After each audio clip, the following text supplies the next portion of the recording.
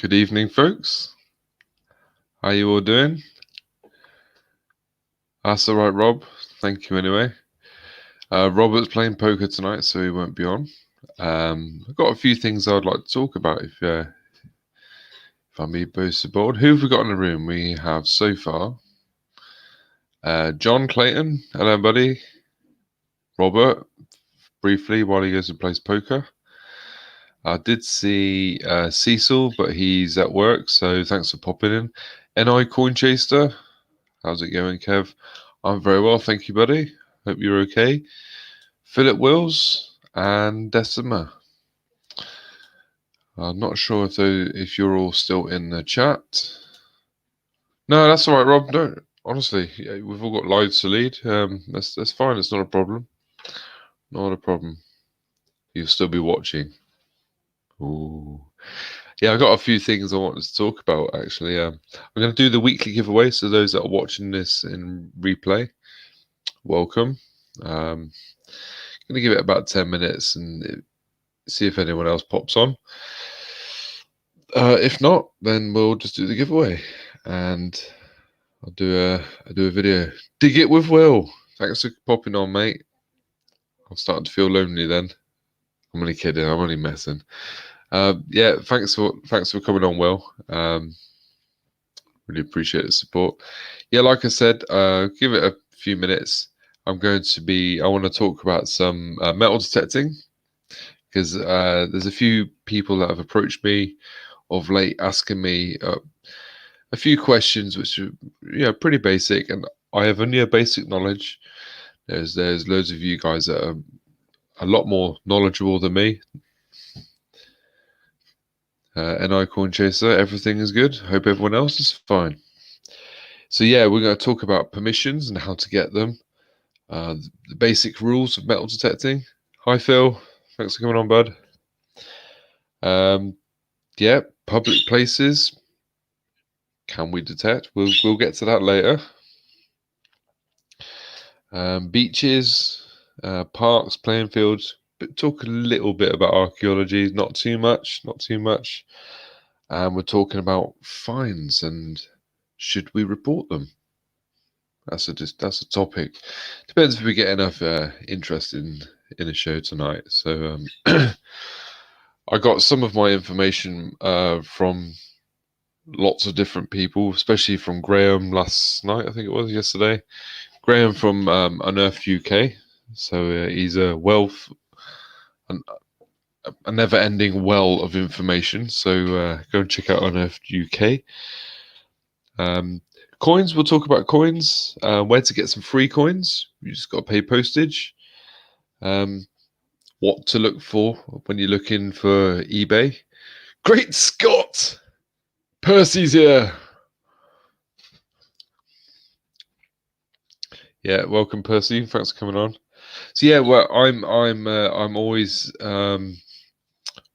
buying and selling, but mainly buying from eBay. So I'll give you a few tips on just what to look for and how to spot fake coins. There we go. There are more fake coins out there than you probably realize. So yeah, just a basic test if you're buying silver or gold, and how to spot the fakes. So yes, yeah, dig it with Will here. This guy's amazing. He got me interested in this archaeology course. I'm still saving up. Will, I'm still saving me pennies, but there's a course that hopefully I will be taking part in, and I think it's a great idea. A lot of people like archaeologists. They don't like detectorists. Well, I think that's wrong, and I'd like to change that. I think we should all change that. I think we should be working, have a good working relationship with all archaeologists, not these university-born professors, none of that. Actual, decent, real people that are passionate about their work. Yeah, thank you, Phil. I agree. We should be working with the law, within the law, and with archaeologists. We need to erase this stigma, this bad atmosphere, if you like, between detectorists versus archaeologists. I think that's wrong. Yeah, so I'm going to talk about the giveaway shortly. We'll go ahead and do the random comment picker. We'll get that out of the way. It's my weekly giveaway.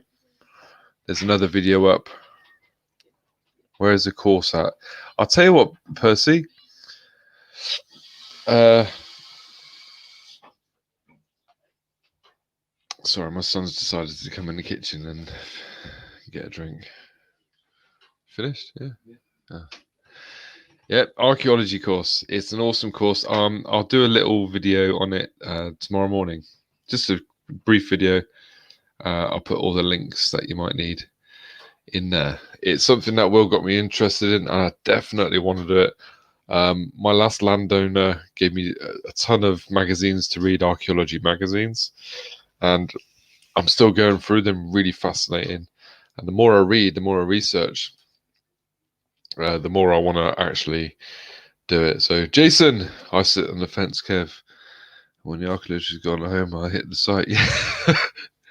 That's not a bad idea. Yeah, once you go and look at all their spoils. Yeah. Oh my God. Yeah.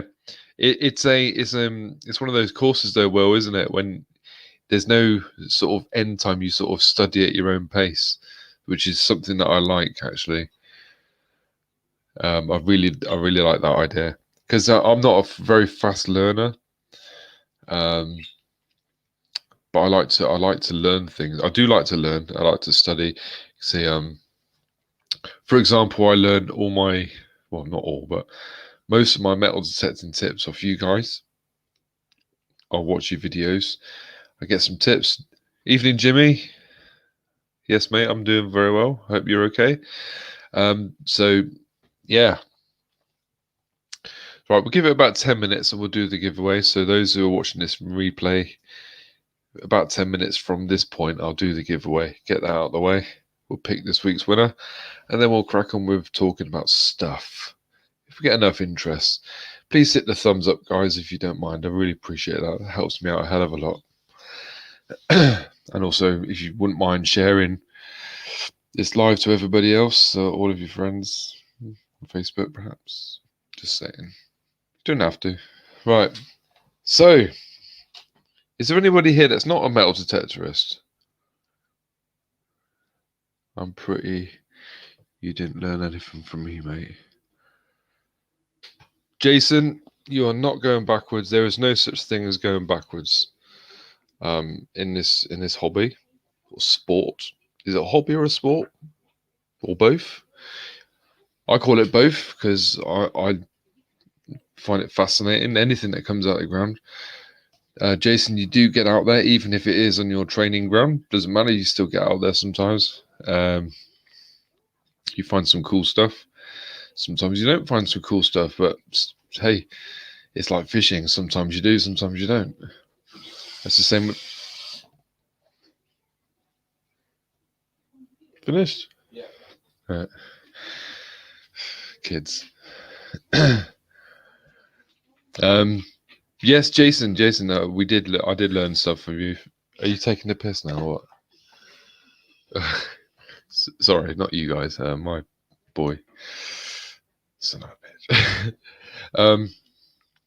Where was I? I digress. Right. Metal detector. I'm going to put a link on, and if anybody wants to come on, you can do. And we shall discuss things. Right here. Copied. Anyone wants to come on live and talk about stuff? I'm a bit laggy tonight, so apologies for that, but it is what it is. I want to talk about metal detecting because I'm no expert by all means. Don't think I am, but I know some stuff, and I do read. I've been reading up and stuff. Plus, I've been getting information from you guys, especially Graham from Unearthed UK. He's awesome. Really, really knowledgeable. So yeah. Permissions, those that have, because I know that there's some folks that are going to watch this in replay. So if you all know how to get permissions, then I'm telling you how to suck eggs. So apologies. How to get permission? If you're brave, you don't have any anxiety issues. Why, thanks, Phil. I think. Um, if you're brave and don't have any anxiety issues, then by all means go and find a farm. Go find or a landowner, find their house, and just knock on the door and ask. Say who you are. So, for example, hiya, I'm Kev. I'm a metal detectorist. I was wondering if it's okay if you wouldn't mind if I use my metal detector on some of your land, please.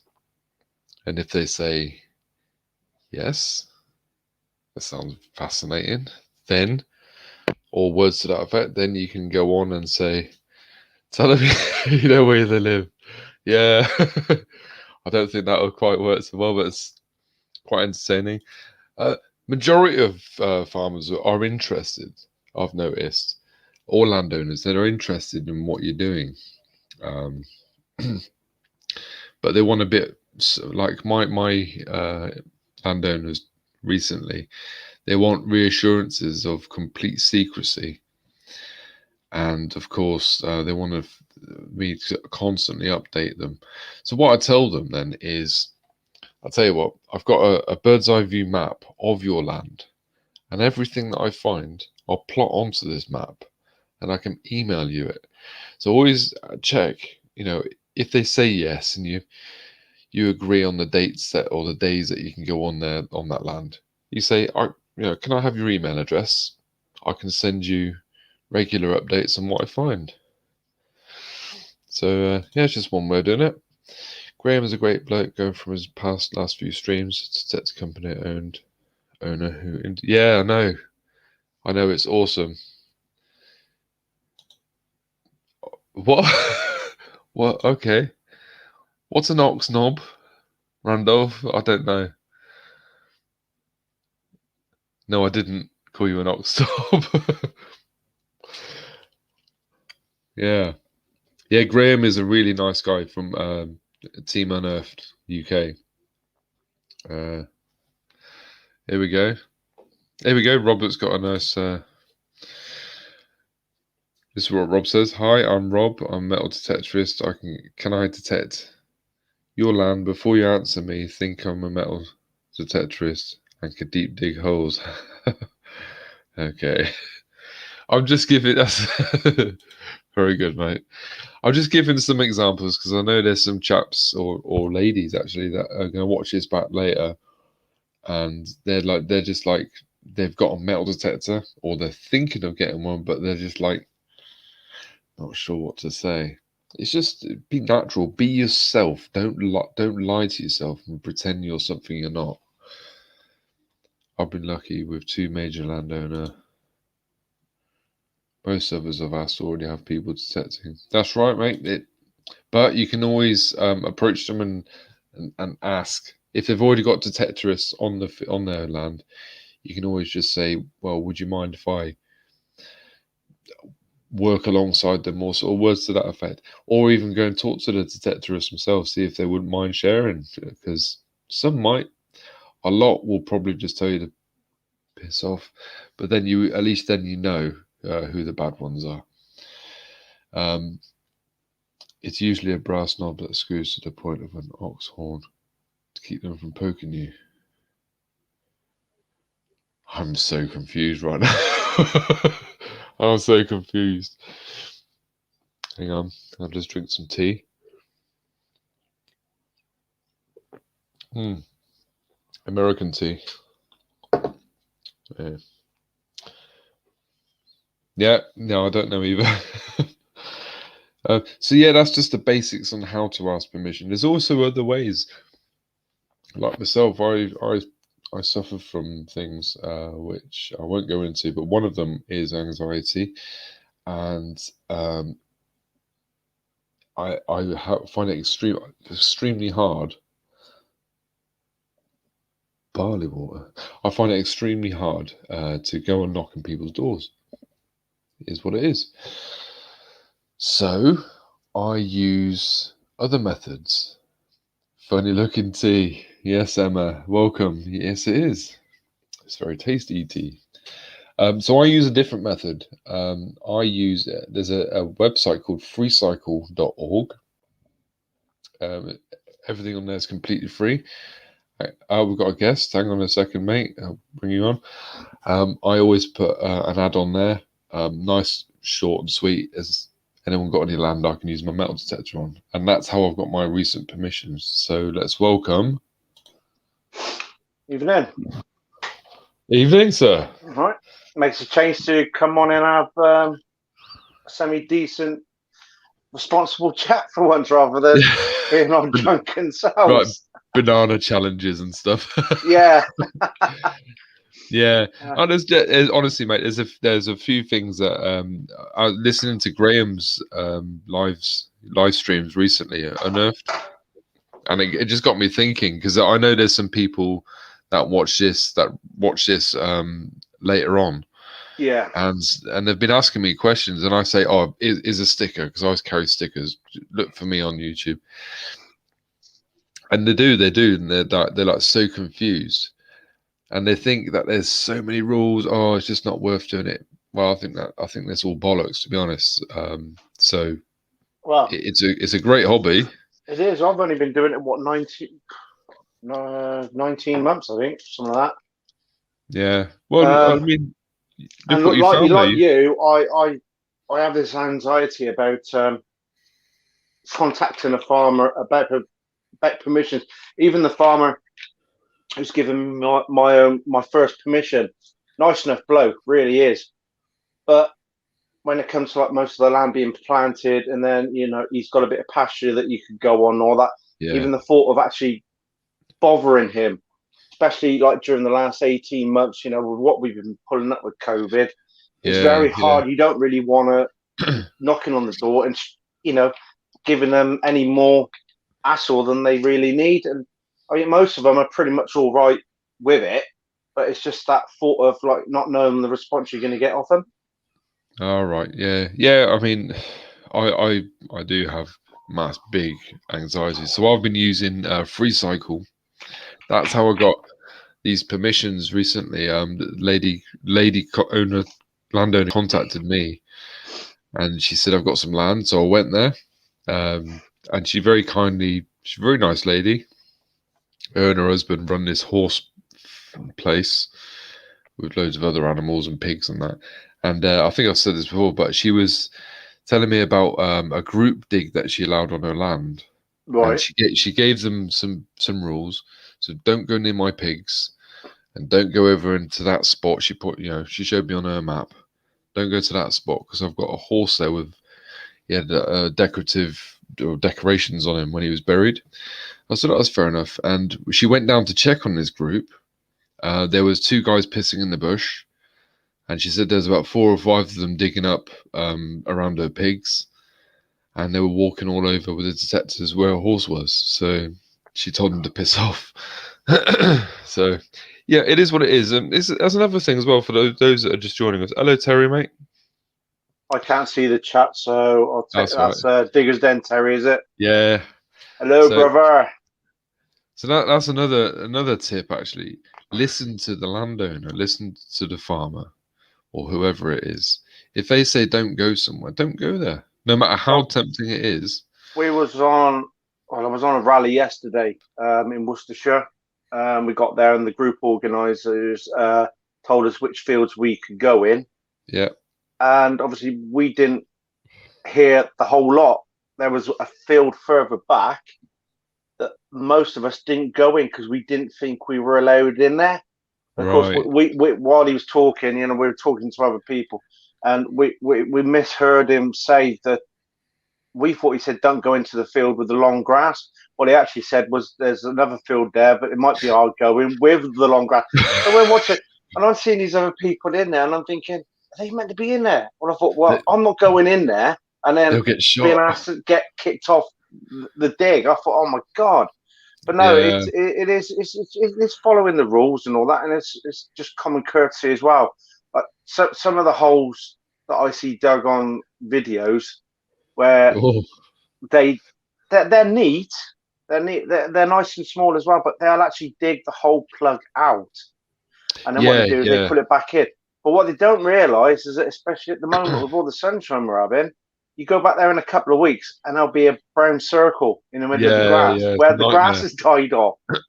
So I've been thinking about making a little short video on the best way to dig a hole It's a good that isn't idea. going to annoy the farmer, because the last thing you want to do is the farmer go down there to check on his sheep and he's got like a dot to dot pattern all in his field with Yeah. with dead Hello, Mark. grass mound. Yeah, I know what you're saying. Is with the detective for veterans, James, who gives the talk, he always says three. They are. Rob's just said it. Three-sided hole. You do your Yeah, three-sided hole. You you flip lift it it over over, and on a hinge.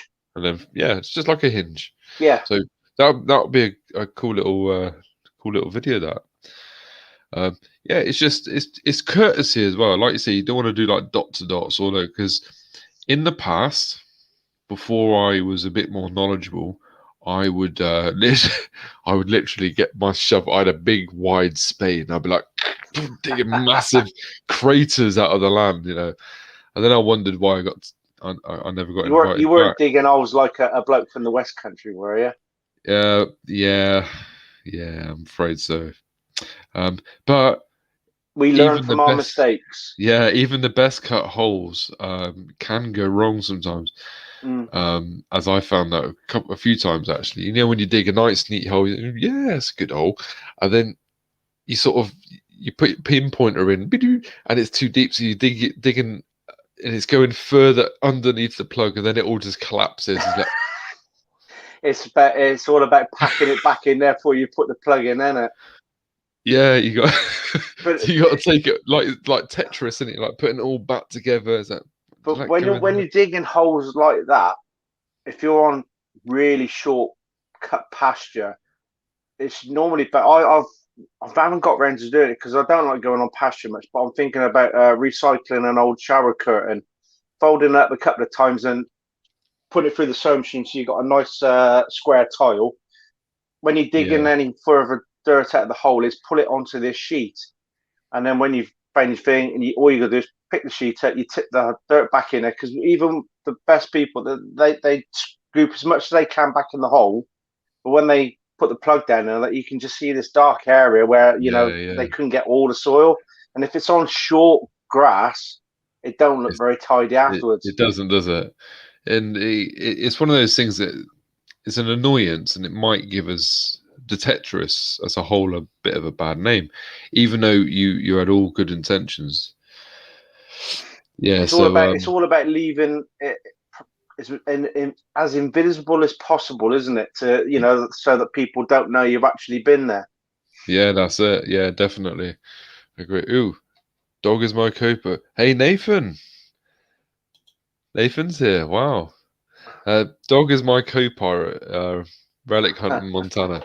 I don't know if everyone else watches his channel, but I've been watching his content for a very very long time, and I was I my favorite video. I'm sorry, Nathan, but my favorite video was he was out fishing with his friend.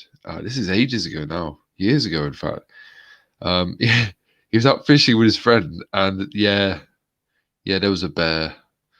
It was just it was just like coming towards him and his friend, and he kept saying, "Are you packing? Are you packing?" And obviously that meant gun, and they didn't have a gun. I was like, "Oh, They're faster now. oh." So yeah, that's Nathan. Dog is my co-pilot. In fact, he finds he got a couple of honey holes, I believe, as he calls them, which is good places that he returns to. He always Yeah. finds cool stuff. Yeah, I've been watching his channel for years actually. So he's a good lad. Dog is my co-pilot. Go check him out, everyone. Well, if there's anybody in the chat that isn't subscribed to me, feel free to drop a subscription. I'll always return the favor. But obviously, just remember that golden rule with YouTube that if you subscribe, you've got to leave a comment on one of the Otherwise, videos. yeah, Otherwise, after 48 hours, they'll just take that subscription away. it's wrong, isn't it? Really. It really is. It's making it harder for us to sort of like build up our channels when those that have got the big channels have had the years of easy living without having to comment on channels and stuff like that. Yeah, that's right. It is what it is. YouTube are constantly changing their rules as well. It's like there's another one for the giveaways. I'm supposed to tell everyone um, by their rules what I do with like say I've picked a winner. I say, can you please send me your address details to my private email address? Hey Daz, welcome. Is that Oh, Dongle thank you. Daz? Yeah, thanks a lot, Daz. Yeah, I'll post yours out tomorrow, mate. Sorry, I've been a bit busy at work. Yeah, so when I get someone's information, I'm supposed to. What I have to tell people is what I do with that information.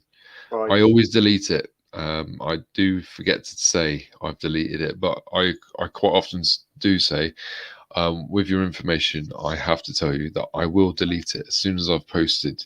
And after you've sold it to a third party, Yeah, they yeah, of course. yeah, I sell it to someone in India. yeah. They give me give me a good price. Oops. And there's Well, also that thing as well with the giveaways. You can't say on the videos now you have to be subscribed no, you because can't. they're saying that like it should be open to all. Well, it's not. It don't work like that with the lottery, does it? I don't go down the news agent and say I'll have a lucky dip piece, but I'm not paying because it's my right to enter. I So know. I think Yeah, with I any know. future giveaways that I do, it won't be like you have to be subscribed. It'll be worded as this is for my subscribers only. You don't have to subscribe then, do you? Don't feel like No, you. that's it. I mean, I know I don't say. I used to say at the beginning of my giveaways, you must be a subscriber. You have to be 18. Blah blah blah. You have to like the video. But obviously, I don't do that now because it is what it is. YouTube have got so many since weren't they? They were independent once, weren't they? And they got and Google took over. Yeah, But since the takeover, there's just so many rules. And then everyone immediately thought when the copper rules came in, to protect children and that, yeah. everyone just thought Everybody that panicked. that's it. That's the end of YouTube. It wasn't. Uh, and there's little tweaks as well, like when you're uploading a video, any video. Unless it's a short. If you've hashtag short it doesn't pop up. But there's an option in there. It's small print really. If you scroll down to on the first page to allow sharing, you've got to untick it. Otherwise, you're giving everybody in the world permission to take and steal your video.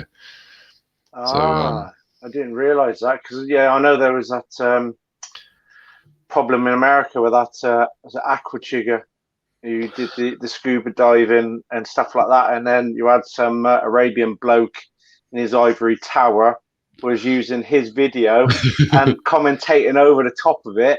And because his was had like millions of subscribers, Aquachica had an email saying that you need to remove this video because it's like copyright of somebody else's. I think it's still ongoing now. I think once YouTube actually investigated a bit more, they'll be they able to will. tell by the time date stamp. Yeah, they will. I reckon they will remove that eventually. It's just a pain in the ass. You've just got to remember to scroll down to the bottom of the first page when you're uploading and untick it because it's always ticked, Right. and you're giving everybody in the world permission to steal your content of that video, and there's nothing you can do about it unless you re-edit the video later. Nobody wants my videos anyway. No, not true, not true, mate. We want to see Batman stuff anyway. That's what I want to see. Just saying. I've got to tidy up the room. I've got all of my stuff's got to have a massive dusting. You can stick all these things in cabinets, but you get those little gaps in the doors around the tops and everything. And if you don't keep on top of it, you get so much dust in there. It's unbelievable. I know, yeah, I know. It Hi, is a Mark. nightmare. Hey, Mark. I'll pop the link up again and see if anybody Keep it else wants clean, to. Mark, if you come on. We're having a Yeah, serious discussion today. serious chat. Sure. Well, sort of. I'm just gonna have some special tea, and then When I heard you saying that, you're having some tea. I thought is he really drinking tea? I only drink tea I'll tell you what, I'll join you. a couple of times in the day. Yeah, I'll have a nice Irish coffee. Oh, oh, hello. Who's this? There he is, foul Oi, mouth. oi! He's in a pub Hey! with his wife. Hello. Is that your wife? Is that your wife? Oh, he's Oh. frozen. Yeah, Ali the wife. Yeah. All right, wifey.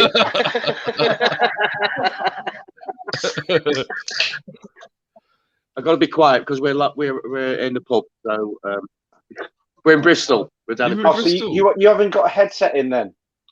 Mm. 2 pints of lager over here, please. He's paying. He's paying over there. What are you doing in Bristol then, mate? You on a dig? Yeah, I'm working on the solar farm. Oh, of course you are, yeah. Oh, Yeah, is that sorry. the one that you said about, was it? Yes. Ben Gloucestershire, yeah. Yeah. How's it going? You Yeah, nearly so- finished it? Yeah, we've only just started the bloody thing, mate. Yeah. You're fucking slacking, aren't you? Well, they told it was a 5 meg site. It's an 8 meg site, so Oh, that right. probably didn't mean nothing to you, but it's changed our plans a bit. It just sounds bigger, is all. Bigger than you thought. So we're at the premiere in Emerson's Green. Never heard of that. No. No. Yeah, you haven't been out. But there's a beef eater next door to it, so we can come in and have a Have a steak. Nice. What a pie. We went to Lidl and got some cheap shit.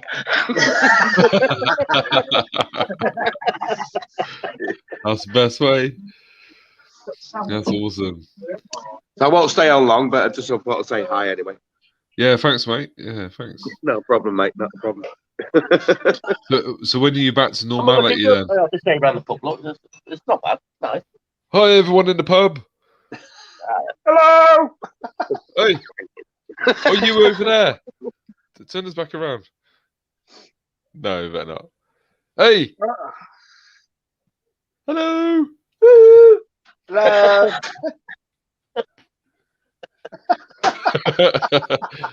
Yeah. Hang on, I've been told off. I've been told off. Yeah, it's all right. We're doing a relaxing evening. Back on work tomorrow for a couple of 8 till about 4, isn't it, mate? I bet it's hot down there with those panels as well, though, isn't it? Oh. Actually, these ones where we're working at are not too bad, actually. Because there's no trees nearby, so they're not really got a lot of crap on them, you know what I mean? So we can just like spit on them and say they're done. I just make sure you got a hat on, mate. I went on a dig yesterday and it was showery in the morning. Yeah. And then when we got there, it was very overcast. Even started off with a light-proof rain jacket because it was like spitting. Within half an hour, I had the jacket turned off and it was still overcast. And then just after dinner, I was in the furthest field away from the car park and the sky just cleared. And I didn't have a hat. And I tell you what, I burnt the top of my head. my little penalty spot at the back there. Hey, Clark's Cove. You feel like we could just slap that, but it might hurt, mate, might it? I got in the shower last night, and of course, I like to have a hot shower normally. So I left it on the same setting. God, as soon as I put my head underneath it, I was like, ah!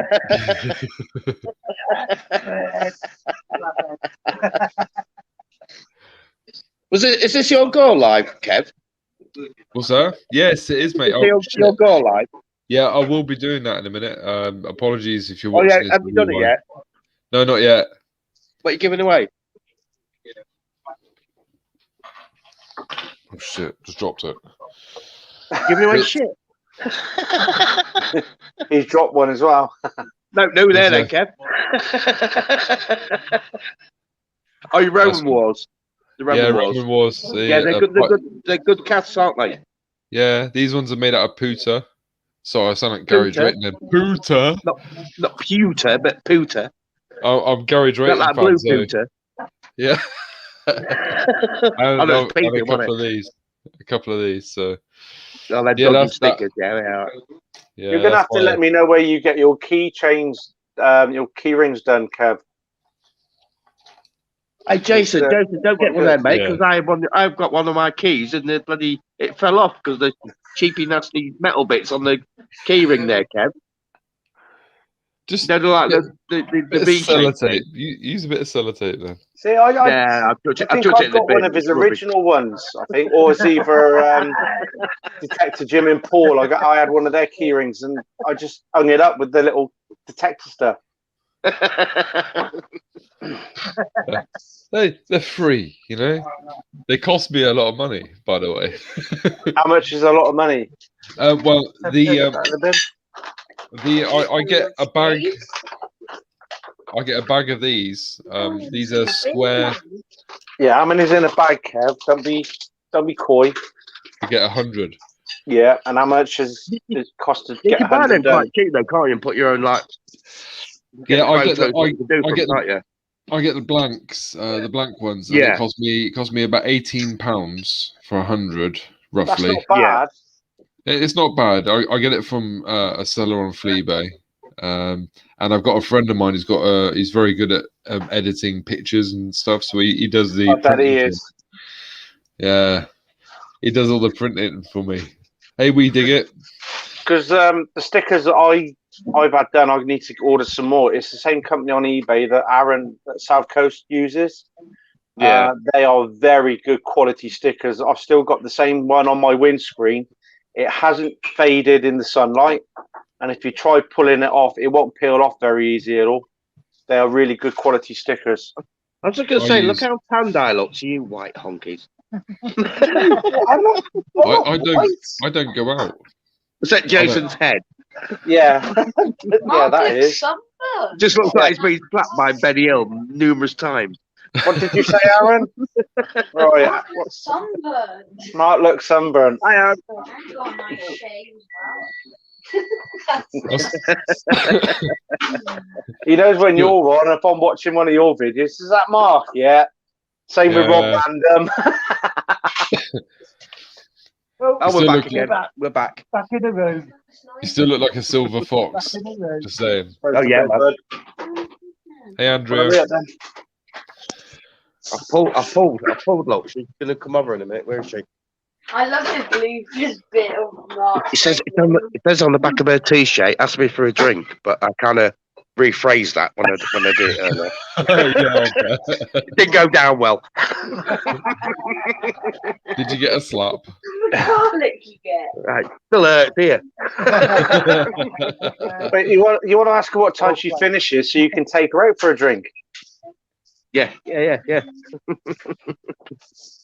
But not if she's under 18. Oh no, mate. you can't say that. Mark's wife's there. So. Oh, right. Sorry, Ali, mate. Sorry. That's what happens Ali. when you That's Ali. wax your lip, that is. All right. Yeah, when you don't wax your lip, you sort of it grows back like a forest, doesn't it?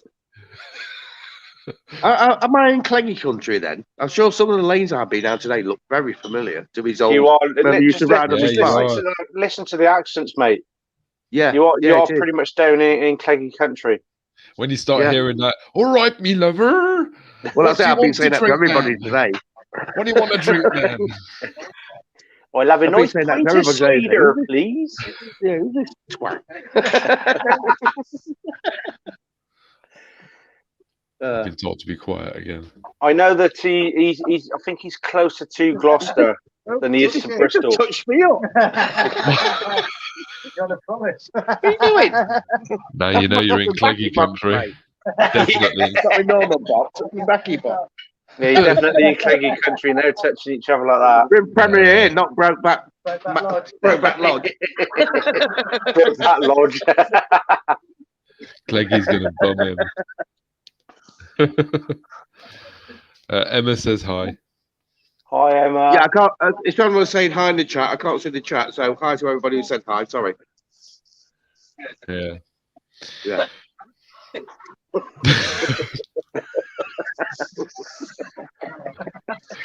If he didn't Right, do guys, that, I'll let you we would worry, wouldn't we? All right, Jason. mate. All right, mate. See you, mate. Right, That's see you cool. soon, guys. See you Bye, later. Mrs. Mark. Bye. See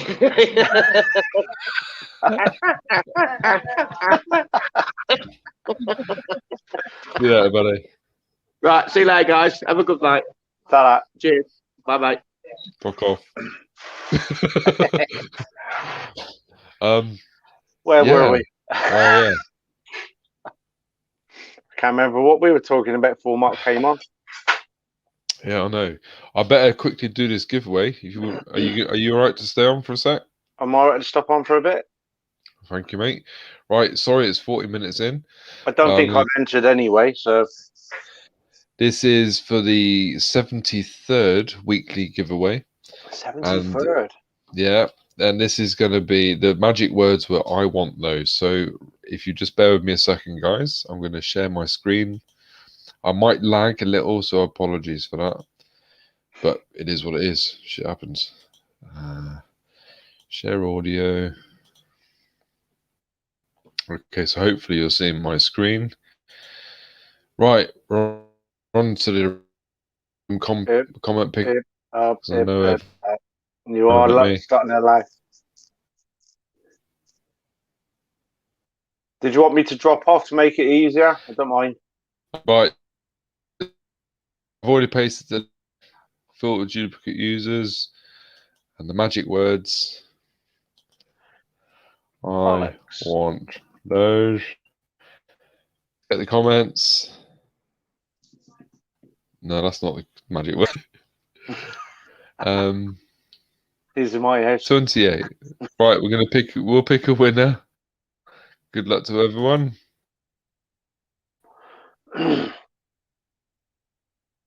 Does. Devon Digger does. Hey Kev, I want those. Can you send them first class, lol? He can trade them for a better dongle now, can he? Right, let's stop sharing that. Come off that. Yeah. Hang on up while my computer catches up. So, Daz, well done, mate. You've won yourself 2 pewter Roman soldiers. You get 2 of them. They're throwing pylons. And you get a Detective Curve keychain and a sticker, which I was going to send you anyway. So, yeah, well done. Congratulations, no worries, mate. Dad. Hey, Skiz11's here. Skiz11's here. Oh, look. Oh, Terry's missus is here. Hey, Julie. Football reviews. Skiz11, that's right, Dale, yeah, isn't it? Yeah, Dale. Sorry, I should call him Dale. I've just received your address today from Robert. So yeah, I got I'll it as try and well. get those stickers posted out for you and Parker tomorrow, mate. Yeah. Yeah, I shall send some stuff tomorrow to you. We was talking about permissions and stuff, weren't we? And oh yeah, that's right. Not leaving potholes everywhere when you go digging. And some of them on that rally yesterday, they weren't properly stamped down. It was like really, it's like, oh my god. Well, when I went to the last veterans dig in Torrington, the next town over, I got a couple of oppos that I go digging with down here. We was running the detector over. There's a massive patch. It's like it was all loose. It's like, oh, what the anyway, my detector went off. It went bananas over it. So I sort of like picked one bit up, and it's just all like crap. And I was like, oh. So me and my mate were stamping it all down best we could, because it's one of those digs. It wasn't really to find anything as such. It was a show dig. We were showing the landowner that we are responsible. And James Massey done a great job. We've now got another 300 acres to do on my birthday, actually, June 19th. Did I tell everyone it's my birthday on June the 19th? No, I'm 18. May have done a couple of months back. Yeah, just saying. Yeah, what's that? That's 7 days after my birthday. Oh, is it? Yeah, mine's on Thursday. No, Friday. Friday, man. I don't like to talk about it, but it's Friday. Gemini, then, eh? Yeah, those of you that have got my address, feel free to post anything detecting wise, like a Yeah, pointer or they're like a metal detector, knock to spade. You know, just throwing it out there. just a coil, maybe. Yeah, the pulse dive coil. Yeah, the pulse Yeah. dive coil would be nice. Oh, John's wife's birthday's on the 20th, and that's Father's Day, I believe. But I'll be out on, I'll be out digging. Well, It is what it is. I get my second COVID jab on Thursday, so my birthday might be laid up. Yeah, I get Yeah. mine in August, I think it is. But they're on about accelerating the times we get them. So, wow, John, 40th anniversary on the 20th. Is that John Clayton? Yeah, 40th anniversary. That's like a life sentence, that, isn't it? that's almost no, that's over 2 lives because the life Oh sentence my is God. 15 years, isn't it? So, What the hell did he do wrong? I'm very sorry to hear that, John. Of course, you're not married yet, are you, Kev? Not yet. No. I have been, but yeah, we will do eventually. There's no rush. I mean, we're Yeah, okay where we are. it's not like you got a little seven-a-side football team or anything, is it? Well, I've got 1 or 2 kids.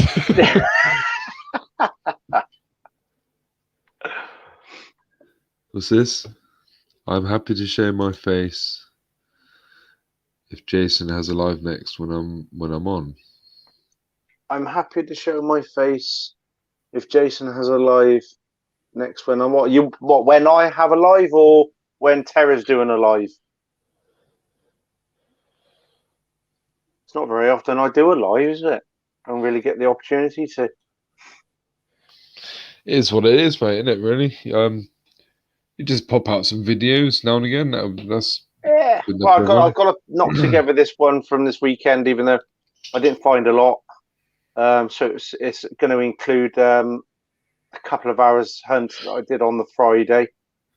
But it's just you can only pull out so much real metal detecting videos, can't you? Yeah, I know what you're saying. You know, But maybe you can do things on on your past finds. Like I've just done a short. I put it out the wrong day. I was supposed to put it out tomorrow, but on a ring that I found, gold ring that I found I think it was a couple of years ago or last year. Can't remember. I But think I'm going to try and work out how to. I know it's this Apple, this website you can go to where you can download videos via is it can't remember what it's called now. what, YouTube videos? Yeah, where you can download your own videos into a different format and save them, and then maybe making a little montage of some of me best and interesting snippets. I think Yeah. the first hammered one would probably have to be muted and some music put over that because I mean that was probably my third video in actually, so I wasn't expecting to find a hammered coin that quick. And when it saw what it was like, it was like, oh my fucking God, I'm gonna fucking hammer it. Yeah. I don't know what when it happens. Dale's made arrangements with the almighty detectorist god that I will find a hammered this year. So hopefully I will, because I've actually got a new permission. Actually, I if my oppos are watching, Nick and Barry, I'm really sorry. I did ask him if I can have some friends, and he said no way. It's right next to my other permissions as well, so that's probably why. It is. It's one of those. If it's a new permission, then you want to try and get into the farmer's good graces, prove that you're a trusted person, and then maybe ask if you can bring a couple of mates Yeah, with you. And it's no different to the farm I got literally just across the road from where I live. Like he's been good. He's let me on there. I found that William the Third Half Crown, and I'd love to get me dad and me brother and me nephew on there, but it's having more people on his land then, and I just yeah. don't want to be pushing me luck and saying, look, all right, then what I'll do is I'll take the permission away from you. I just don't want that. So Yeah, that's it. It's being a bit selfish, but sometimes you've got to look after yourself, especially when it's hard to get permissions these days. It is, especially with this COVID rubbish going on. Hey Scott, Scott's here. Which Yeah, Scott? Is that Scott Scott Dirt Owens. Diggers? Oh, No, Scott Scott Owens. Owens. There's a few people that have asked me about, are there any rules? Yes, there are. They're very basic rules, aren't they, really? First of all, you've got to get a permission. Every land in the UK, even if it's common ground, is owned by somebody. Yeah, Like common ground would be owned by the local council authorities or whatever. So yeah. every land within the UK, you've got to get a permission off somebody. And that does technically include beaches. A lot of people are saying to me, oh, you can just go on any beach. No, you can't. If you actually look at the Crown Estate offshore map, Yeah, the highlighted areas in purple are the areas where you can detect without permission. But normally that means it's when the tide is right out and you're going down where it's really soaking wet and everything. But it's very rarely that people make a fuss about people detecting higher up on the dry sand. yeah, no, I mean, it's normally fine. I'll come back to that in a minute, Phil, if I may. It's normally fine. At the Crown Estate, it used to be you can print out a permit Yeah. to go on the Crown Estate land, but that's all stopped now. It's gone.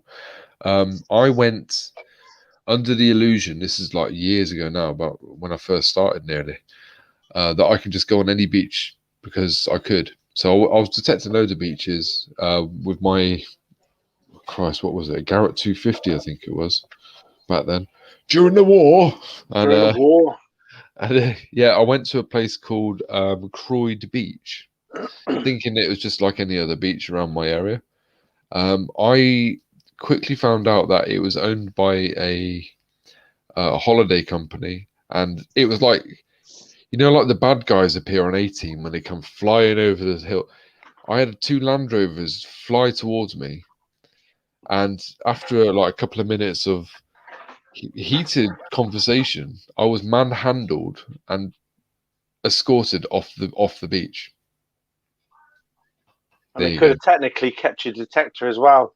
They could. So I actually thought I was going to be beaten up at one point, but always check first. It's always worth checking as well for when doing rivers as well. Because Because every I think river, yeah, if it's going through farmland, it's the responsibility of the farmer for that stretch of the river. But I'm pretty sure that you cannot do the embankments. You can do the fields that are above the bank, yeah, and you can do in the river or the stream. But apparently, you cannot do the banks because of nature. There could be all sorts of like wildlife. animal, wildlife holes, dens, and stuff like that. So Because there's a it's lot of, especially along British rivers. There's things like water voles, which are quite yeah. endangered. You might accidentally tread on one of their nests or something like that. Yeah, there's all kinds of stuff. So it's always worth checking out. If it's a river, it's going through, or a stream going through somebody's land, you need the landowner's permission. Doesn't matter if you've walked onto that. If you're wading through a river from someone else's land and you cross over onto this other land, you still need that permission. So don't go there. You're just not allowed. Phil come up with a thing then with National Council for Metal Detecting. They've got loads of tons of information on their website for rules and regulations to do with metal detecting. Rob Random. You're not obliged to join the National Council of Metal Detecting, but it does. It puts you in good favour with the landowners if you can produce a card and say that you are covered. Not that you intend to cause any accidental damage or anything like that, but you are covered should anything happen while you're detecting on their ground. And That's also, it. when you go to most organised digs, you will need either an NCMD card or there is another branch of metal detecting corporations that offer memberships as well. So you will need some sort of a group. membership to be Yeah, able to it's go on not Group just D. the National Council for Metal Detecting doesn't just offer information and stuff like that, and it's not just a membership. You also get insurance, public liability insurance, and that covers you up to the sum of £10 million, which is an incredible amount. But if you think about it, if you accident, this is an impossible scenario, but it's bound to happen to me one day. You know, I could accidentally hit a bomb that's buried, and I could blow up a herd of cows. I'm covered up to £10 million, so we'll have a lot of roast beef. But you know what I mean? It's just one of those things. Anything can happen. And it's not There's always, expensive to join either. I've literally just joined last month because we yeah, needed it to go on these organised rallies. It's yeah, £8 a year. It's next yeah. to nothing. That's nothing. And £10 million insurance. That's £8 a year is nothing really. Oh, hey, Marlon. Let's see Hey, you there. Marlon. Yeah. So Wayne's yeah, World, party time, party on. excellent. Yeah, I've got it all written down. The things I wanted to talk about, because it's just things that people ask me when I'm out and about. Neat holes, dig your But three-sided that's good hole. what you're doing as well, because you for anybody else who's thinking of doing, we do our lives and we have a bit of a laugh, which is sort of off the cuff sort of stuff. But when like Kev's come on and he's actually started, quite an interesting, serious talk. He's actually got a list written down, so he Yep. doesn't get lost. And then he's waiting for something to happen in the comments. So if you're thinking about doing a live, on a serious topic, always have a list of stuff that you got topics to follow. That's There's nothing it. worse than sitting there going, right, what should we talk You about just now? sat there going, Banana challenge. yeah. And it's like let's do a chat giveaway, numbers game. Yeah. Oh, that was the other thing to do with going back to we've done insurance, National Council, dig neat holes. We've talked about three-sided holes on a hinge, flip it over, flip it back, Even easy. if you're doing it on a beach, fill Yeah, in the yeah, hole. Even always. though you get kids building sandcastles and they leave a big hole. If you're using your scoop and you're digging out your targets, always scuff the sand back in there because it's less of a trip hazard for anybody else. Yeah, that's it, exactly. And always take rubbish away with you as well. Landowners don't, especially if they've got sheeps or cows and stuff like that, they don't want great big nails left on their land.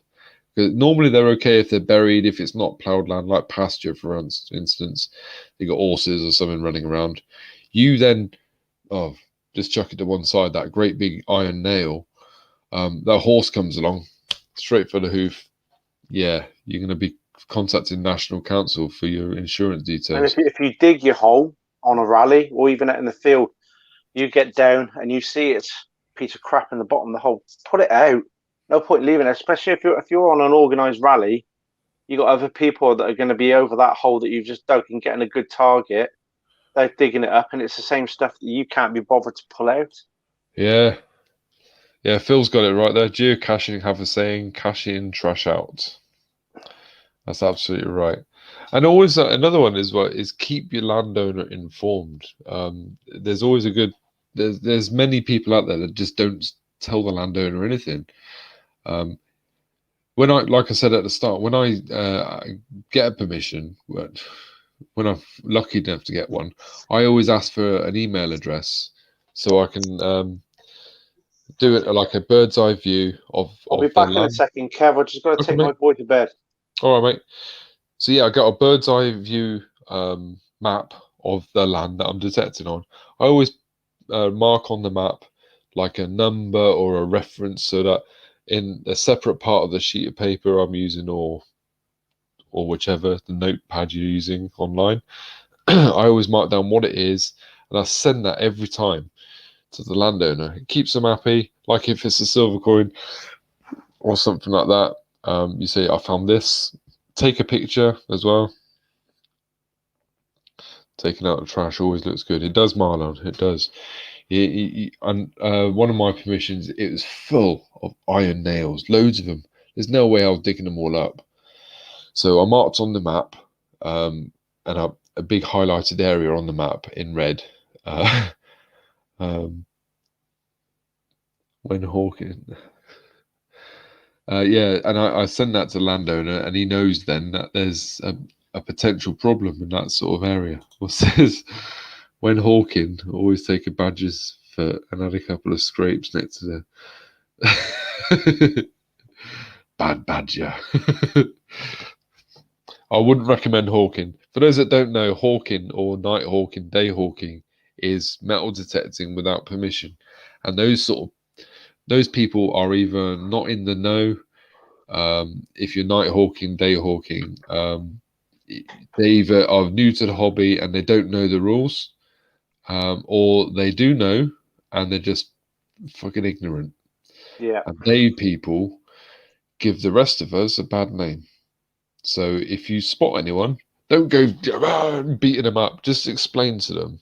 Yeah, for one, they might be bigger than you, or two, they might be of the, I know it's not politically correct, they could be of the pikey origin, and they could be Yeah. have all sorts of weapons with them. Yeah, that's it. So if you're not sure, just stay away. But it's like if I do see someone, like I've done it when I first started. I've admitted this before, and I'm ashamed of it. But when I first started the hobby, I went in parks and stuff because I didn't know the rules. So now I know if I do see anyone in the parks and that, I always go over and talk. So, what have you found? And I'll leave it at that usually. Not get off my permission. Always go out on a Sunday. Yeah, Just saying. I'm yeah, just saying. especially when everyone's at church. Or the council don't work as much.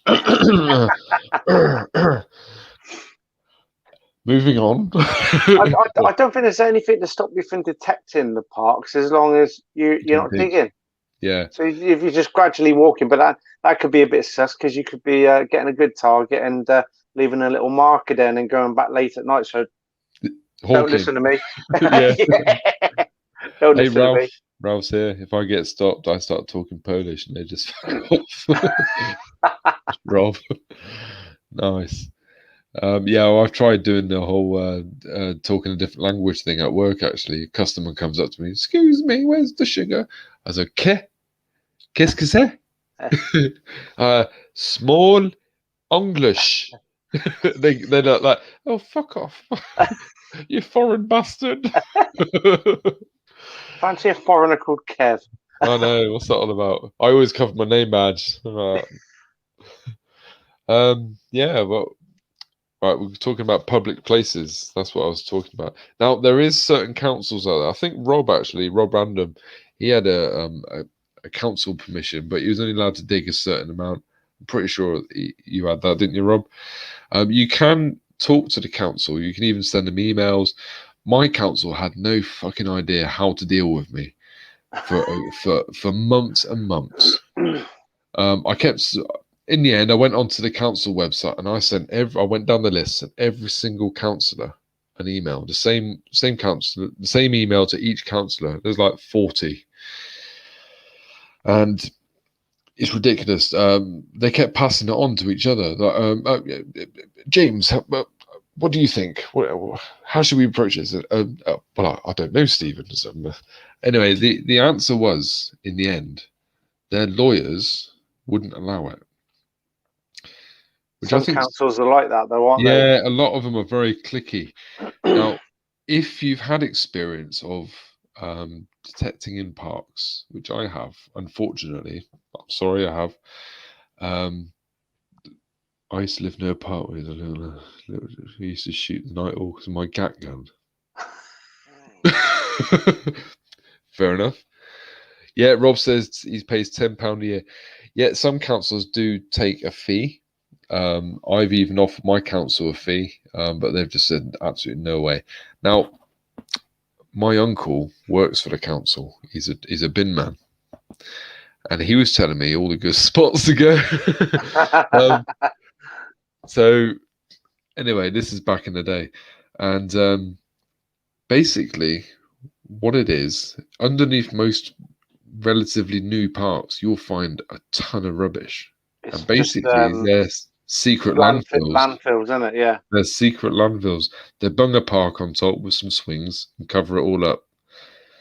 The So they, only good stuff you're going to find off most parks will probably be more modern currency. yeah, that's it. Well, we've got a field called Victoria Park. It's commemorative park for Queen Victoria. It's got a ton of stuff there, and I have found some old stuff there when I was doing it back then.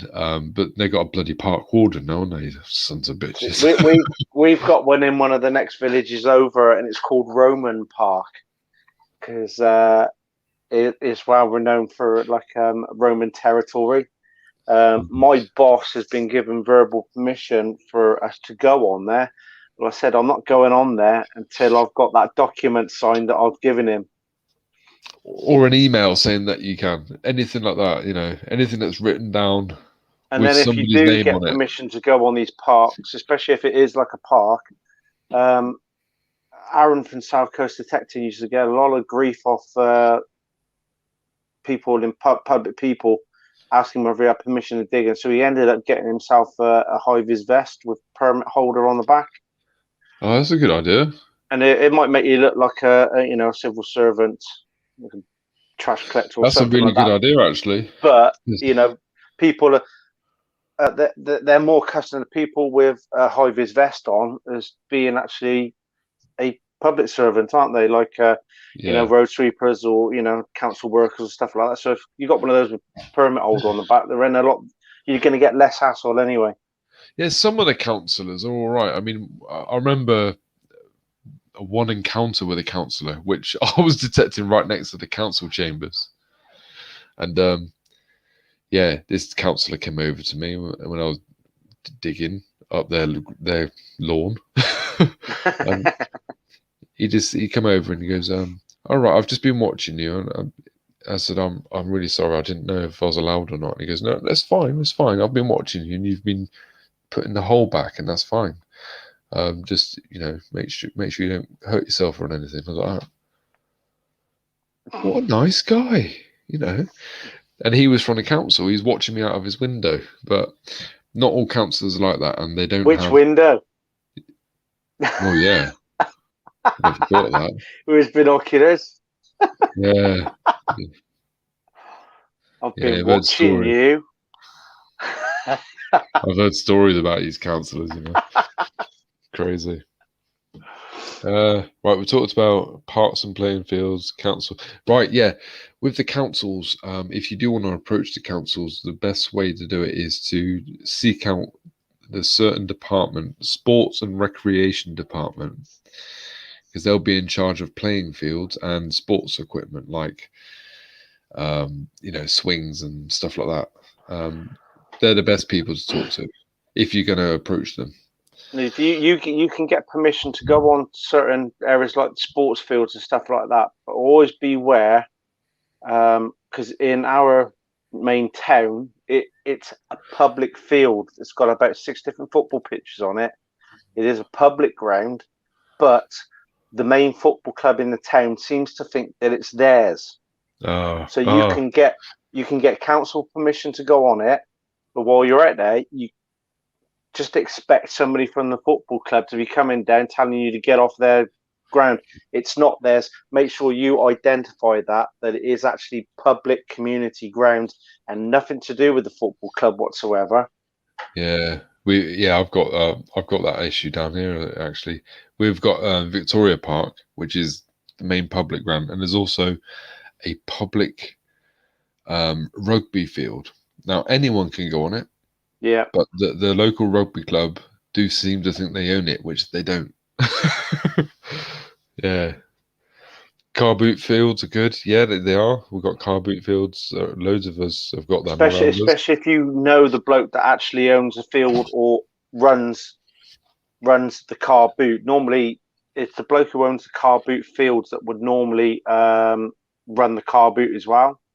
Yeah. But it's a very small chance that they'll let you go on there, especially if you're going around picking up any of the chains that people have dropped.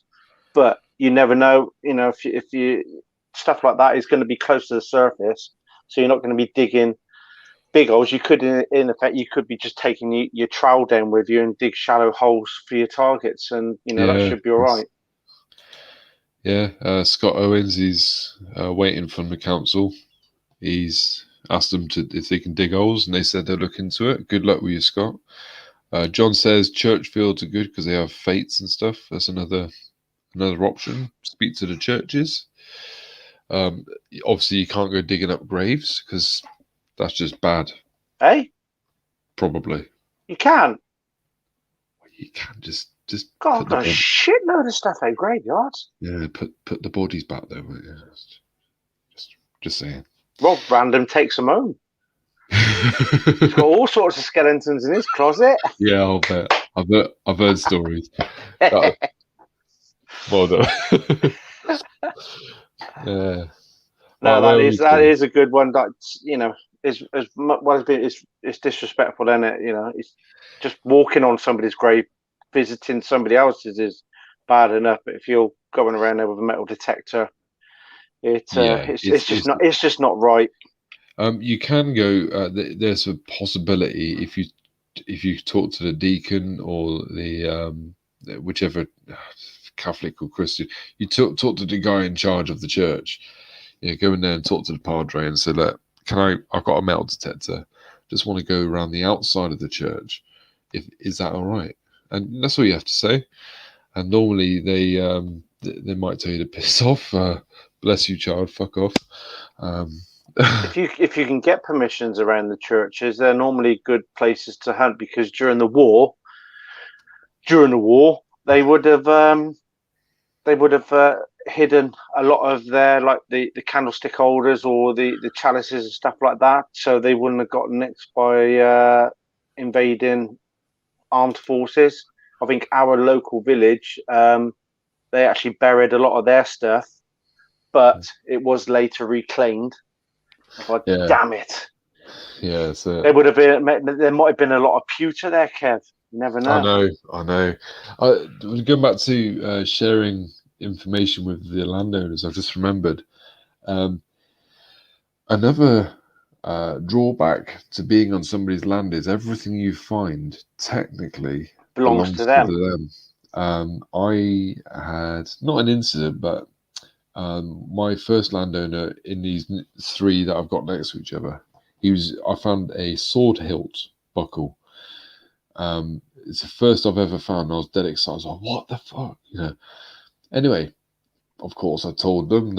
After I finished, I sent the email, the pictures after I'd cleaned it, and the husband really, really fancied it. And I said, "I'll tell you what. Let me clean it up. I'll preserve it for you, and I'll let you have it back with some information about it because I researched it for him." I was kind of hoping they'd say I can keep it, but it is what it is. So I copied it on my Sandcaster, and those floating frame things, diamonds. I put it in there and let him have it, and he was like, "Oh, that's brilliant!" But I can go back whenever I want, Well, So you gave him the copy. yeah. No, I gave him the original. But it is what it is. Everything that's on that land belongs to the farm or landowner. So yeah, Unless you've got that written contract, yeah, because obviously if it's even if you find something like a gold stater, technically you found it, and if you've got that written contract, that's a legal binding contract that states that you split it, the agreed percentage that you got, which is normally about 50-50. yeah. But then again, if you're finding something that would be deemed classed as a treasure, then technically he can't request that he has it anyway. I'm pretty sure that once it's been reported to Flow, Yeah, it well, it belongs to, was it the British Commonwealth, doesn't it? Or it does. Yeah, I was listening to Graham yesterday from Unearthed UK, and he was telling me that if you find a coin that's over 300 years old and it's on its own, then it's reported to the coroner. There's coroners in every state, every county. So find out the coroner, tell them what you found, they'll come and investigate. If they don't, then you contact Flo, which is a fines liaison officer. You can find them on Google who your local one is. Mine is in Exeter, which is miles away. You then get their information, send it off to them, and about 3 or 4 years later,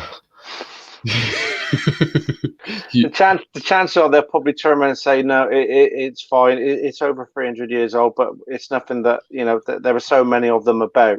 yeah, You do that's get it. those odd few coins. Like, was it the Oliver Cromwell coin? Was it a Yeah. gold? It was And there gold, was wasn't it? only 12 of them made, wasn't it? And was it 224,000 it went for, mate? I Was don't know. It was a lot, wasn't it? But it is what it is. The finder and the landowner got a percentage of what it was worth. The museum bought that. So it is what it is. You might get it back. They might offer you some money for it. But there is a law. If it's over 300 years old, you have to report it to the coroner or Flo. And you don't have to accept the first offer either. No, that's a good point. That is a good point. 9 times out of 10, I've heard that they just send the stuff back anyway. If you find 2 coins in the same hole that are over 300 years old, that's classed as a hoard, and you definitely have to report that to the coroner. Is it 2? Is it? Yeah, I 2. thought it was 3. That's what Graham said. He's like, I'm Because sure I he thought said 2 2. was a purse spill, and then 3 would be classed as a hoard. Yeah, you're right. 3 is a hoard. Yeah, you're right. John found the 1933 penny. Don't tell anyone. Shh. 1933. Wow. It's them 2p's that have got new pence written on them. Oh, You wanna, yeah. 1981 new pence. Yeah. 2p. Oh, 1933. I haven't got the Mister John. Is that a key date? His birthday. Fucking how you doing, Sorry, John. Stop giving us dodgy info. So, yeah, Was sorry, that when, Rob. was that when he got married? Yeah. Okay. I haven't got the Mister 1933 because there's. If you look on the Mister, I'll talk about that in a minute. They tell you exactly how many of each coin were made. And you can tell by the key dates. If it was 500,000 or less, then that's a key date in my eyes. Because the cartwheel pennies were only made in 1 year, weren't they? Yeah. Was Thank God. Was it 1779? Was it? 1797. So I keep getting that. It's those last 2 digits. And Yeah. somebody found 2 of them on that rally yesterday. To be honest, would you want a pocket full of that? Imagine if someone gave you 10 pence and pennies in change. You're like, Yeah, the fuck is this? Yeah, but if they'd have learned what they did in the 1930s, most kids had like a stick with a hoop, and they could have rolled the coins around with them. Yeah. 3 1933 pennies were made. Bloody hell. There you go. There's a definitely key date. Yeah. Yeah, they're in buildings. Aren't they in churches? Ooh. They sold one. Terry's right. I did read about that ages ago. They're not in churches. Nobody listen. We don't want you going around scanning churches and prying them out with your penknife. they're on display in churches, set in the stone in the concrete somewhere. But I'm sure they are. I can't remember the story. They were made in 2 years, but only stamped with 1797. Ah, right. Yeah, Canterbury's got one. Terry says. Yeah, interesting, isn't it? Why they were in churches? I can't remember the story. It's like this is a rare coin. That's a 10 pence piece, right? But look at it. The Queen's head is upside down. Wow, that's proper rare. That you want to put that on eBay upside down? People buy it. Yeah, so it's an upside down Queen head. You don't get many like that. No, that's proper special. That it really is. I'm holding on to that one. Do you know what it is, right? If you stuck that on eBay, an upside down picture saying rare miss strike or something like that, there's always some idiot who goes, "Oh, look." It turns out, no, it is the right way, yeah? No, you're holding it upside down. Oh yeah, but there's always one plonker out there that thinks it's actually real. It's like I was going to talk about eBay in a second, but no, we're talking about eBay now. I buy coins and I sell coins. Um, I mainly buy them off eBay, but there's certain things to look out for. I buy them in bulk, so mainly in bulk. So I buy kilo to 2 kilo bags of coins. The thing to look out for is the seller. If they're below 98% on their seller feedback, leave them alone. Don't buy from them. There's a misstruck heads upside down on coins. You check the other side. He's checking now.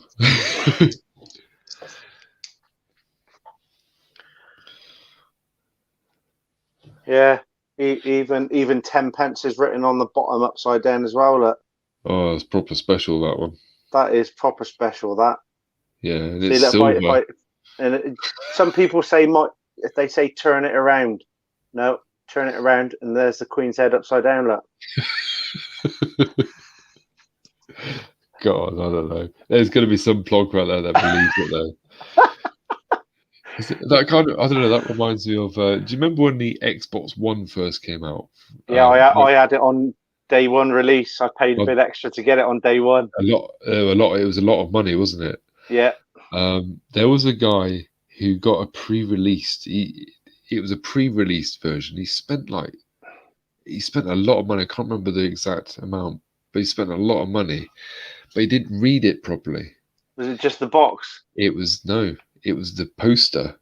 It Oh. was a big picture of the Xbox One. He was in the news. In the newspapers. He showed himself like. Why would you get yourself pictured? Because it's obvious that you checked the description. He was trying to shame the seller, but the seller didn't do anything wrong. No, He didn't mislead. After the Xbox was released, there were a lot of people selling the boxes complete with the sleeve, and people were buying them for basically going right of an Xbox. And people were getting these empty boxes, trying to get the money back.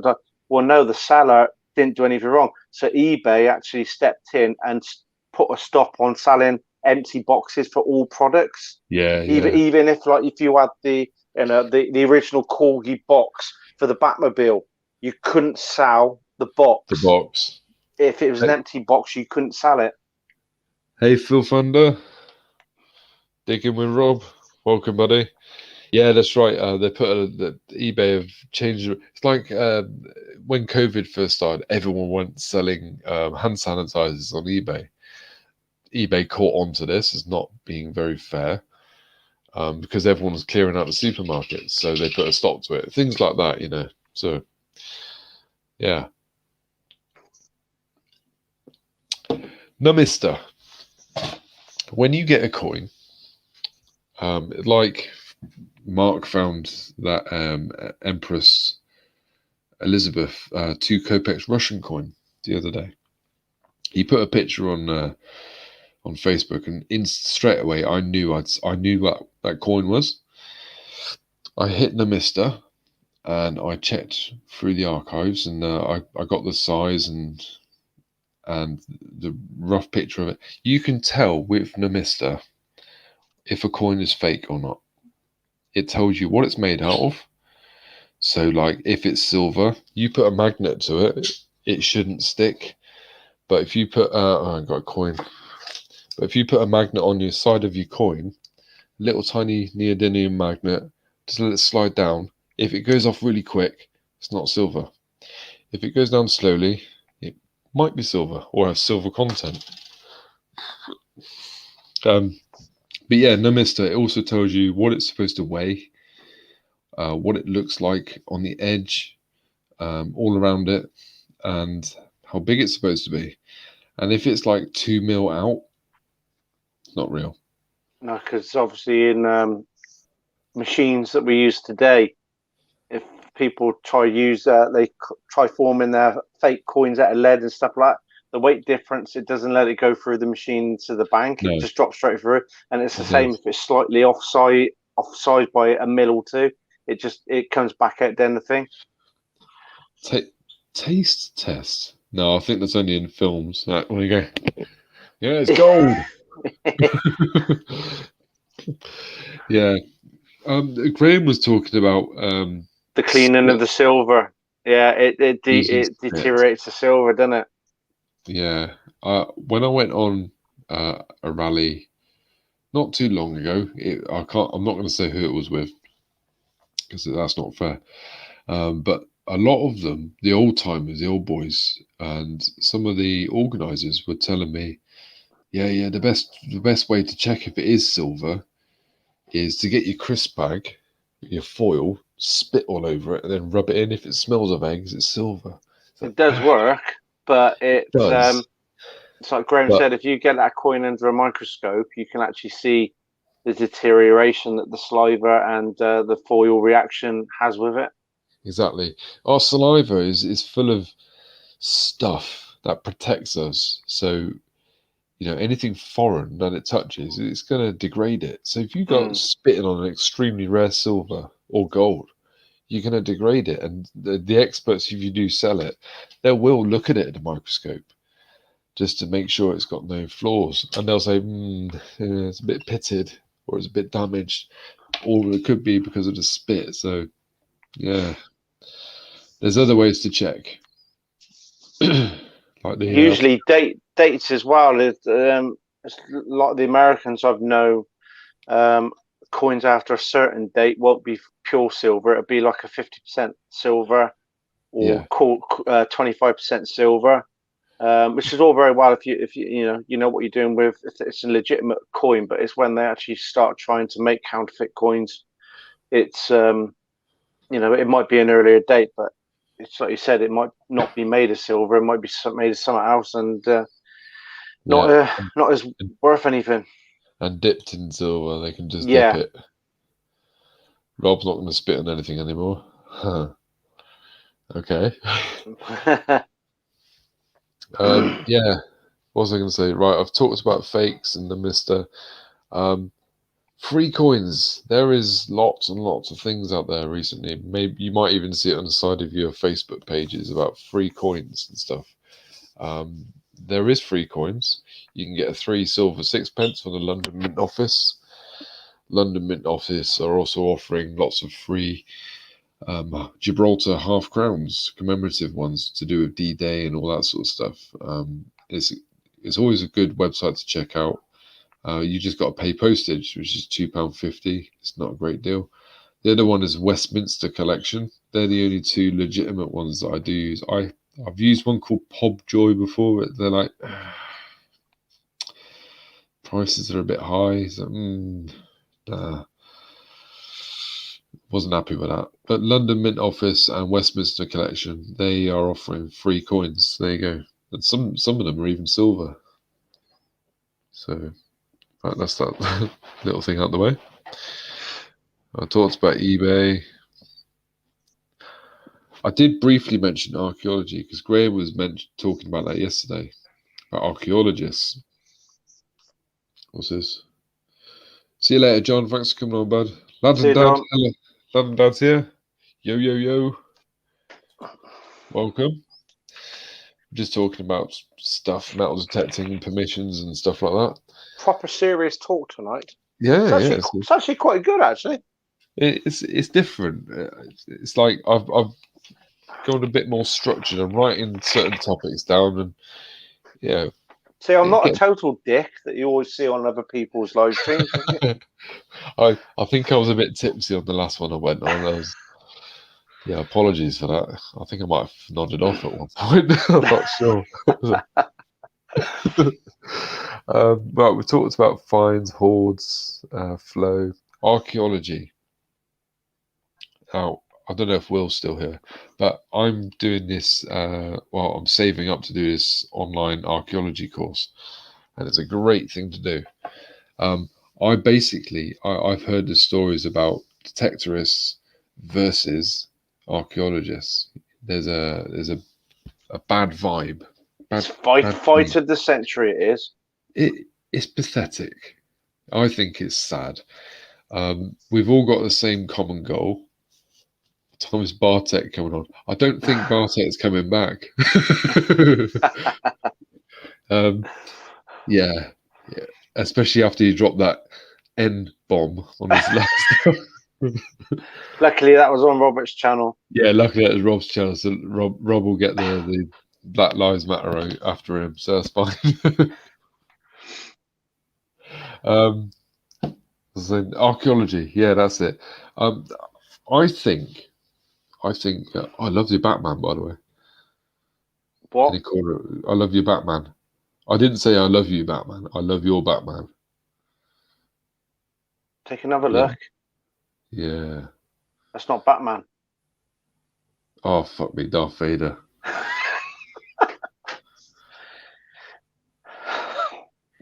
And we're live.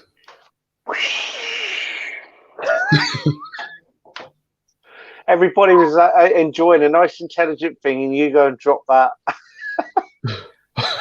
Kev really sounded interesting until he said that Darth Vader was Batman. It's hot in here. Doom, doom, doom, doom, doom, doom, doom, doom. That's my theme tune from now on. Oh dear. I won't know. He will. I'm missing some in the chat. Oh my God, stop drinking. No, I'm not going to stop drinking. You don't know what I have to deal with at work. It's as simple as that. I get home, I drink. Simple as that. Helps me forget. It could be. You're right, Phil. It could be Batman wearing fancy dress. It's not. It's really not. I've just made a dick of myself again.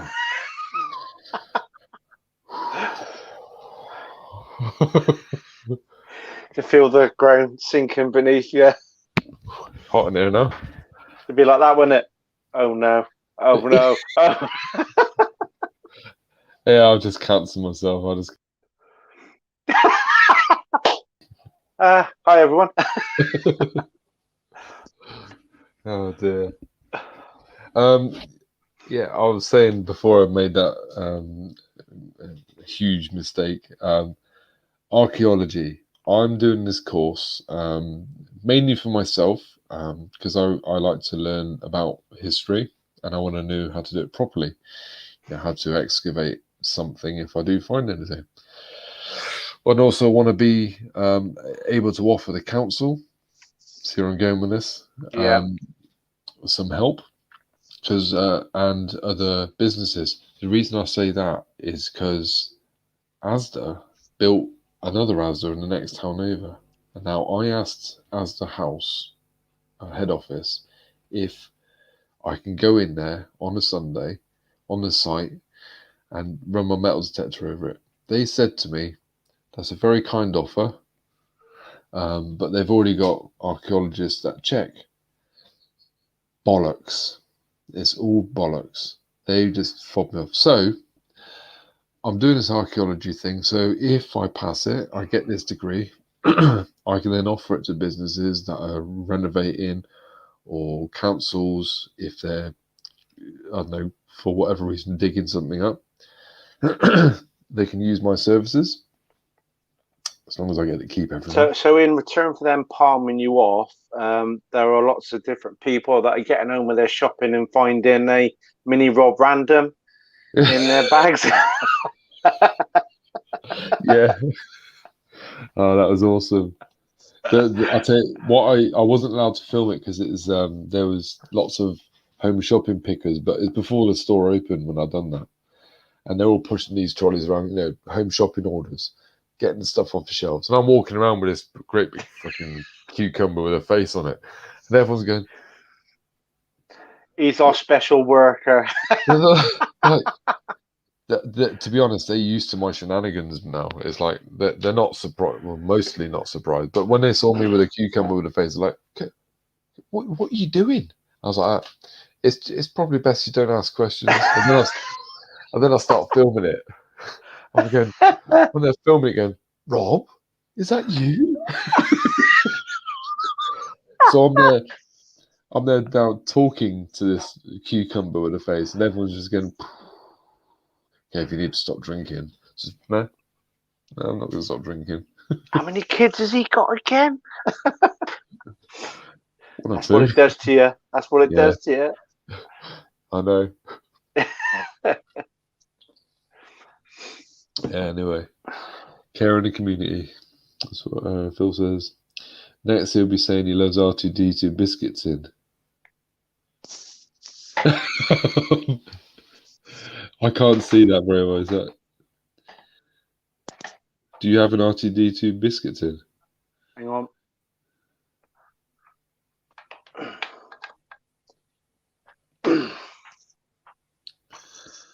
We got cookie jars, Ah, R2D2, BB-8, Darth Vader, and a Sith droid of some kind. oh yeah. And And there's Batman himself. that's my cactus. He's a little prick, he is. I had a cactus once. A friend of mine threw it at me, so I tried to catch it. Oh, I said that as well, or words to that effect. Yeah, I never kept cactuses after that. Cacti, sorry. they're great. They're great survivors. Well, this one didn't survive very long. It met my foot. Some thought it was getting a bonus. Eh? Oh. So yeah, that's pretty much all the stuff I've written down. I wanted to cover really. So I mean, next live I'll be doing the same sort of thing. I'm all through the week. I'm watching people's videos, and I will catch up with people's videos. Percy, I'm watching yours tonight. I promise. It's so hard to catch up with people's videos. Sometimes it's like, okay, we'll draw the line underneath the ones they've just done now, and then I'll watch the next ones that they keep bringing up because there's just so many, to keep on top of. So there's a lot of people that subscribe to me that I haven't seen all of their videos, and I can only apologise, but they themselves know how hard it is. Going out, you do dig, you then spend, minimum of about 3 hours editing a video together, and then you're uploading it and all that. And it's just with family commitments as well, it's just so hard to watch everybody's videos. It is, isn't it? There's one that I recently started watching. General Dighole. Yeah. Do you watch him? He subscribed to me, but doesn't know who I am. No. He was on about people inviting people to go out and stay with him in Ibiza, and I went on there, and he said, "Oh, well," he said, "Well, we'll have to maybe work on that because your name seems a bit, ominous." And I went, "All right, great, cheers, mate. You subscribed to me." Yeah, he's a bit forgetful when he does his quizzes, and I actually won a quiz, and he's sending me something. I think he might have forgotten, but I think he's sending me a prize. But he also said, "Oh, I've got another winner in Devon. You can send it on to them." I'm like, "Hey, wait, what?" Did you see his one live stream where he was at the start of the live stream, and obviously his wife was asked him if she could do something, and he just went into a full-on rage. He said, "God, how many times have I told you not to fucking disturb me when I'm on a live stream?" I missed that one. Yeah. In fact, it was Marlon there who put me onto General Dighole. I think he was driving whilst filming. Marlon. He's going, "General Dig." He's like this. "General Dighole's on. We must get back. Go check him out. Subscribe." And, swerving in and out of traffic. He's in Austria, isn't he? Is it Austria?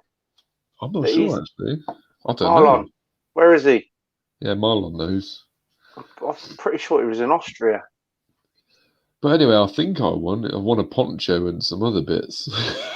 All he needs is the cowboy hat, man, doesn't Yeah, he? that's it, yeah.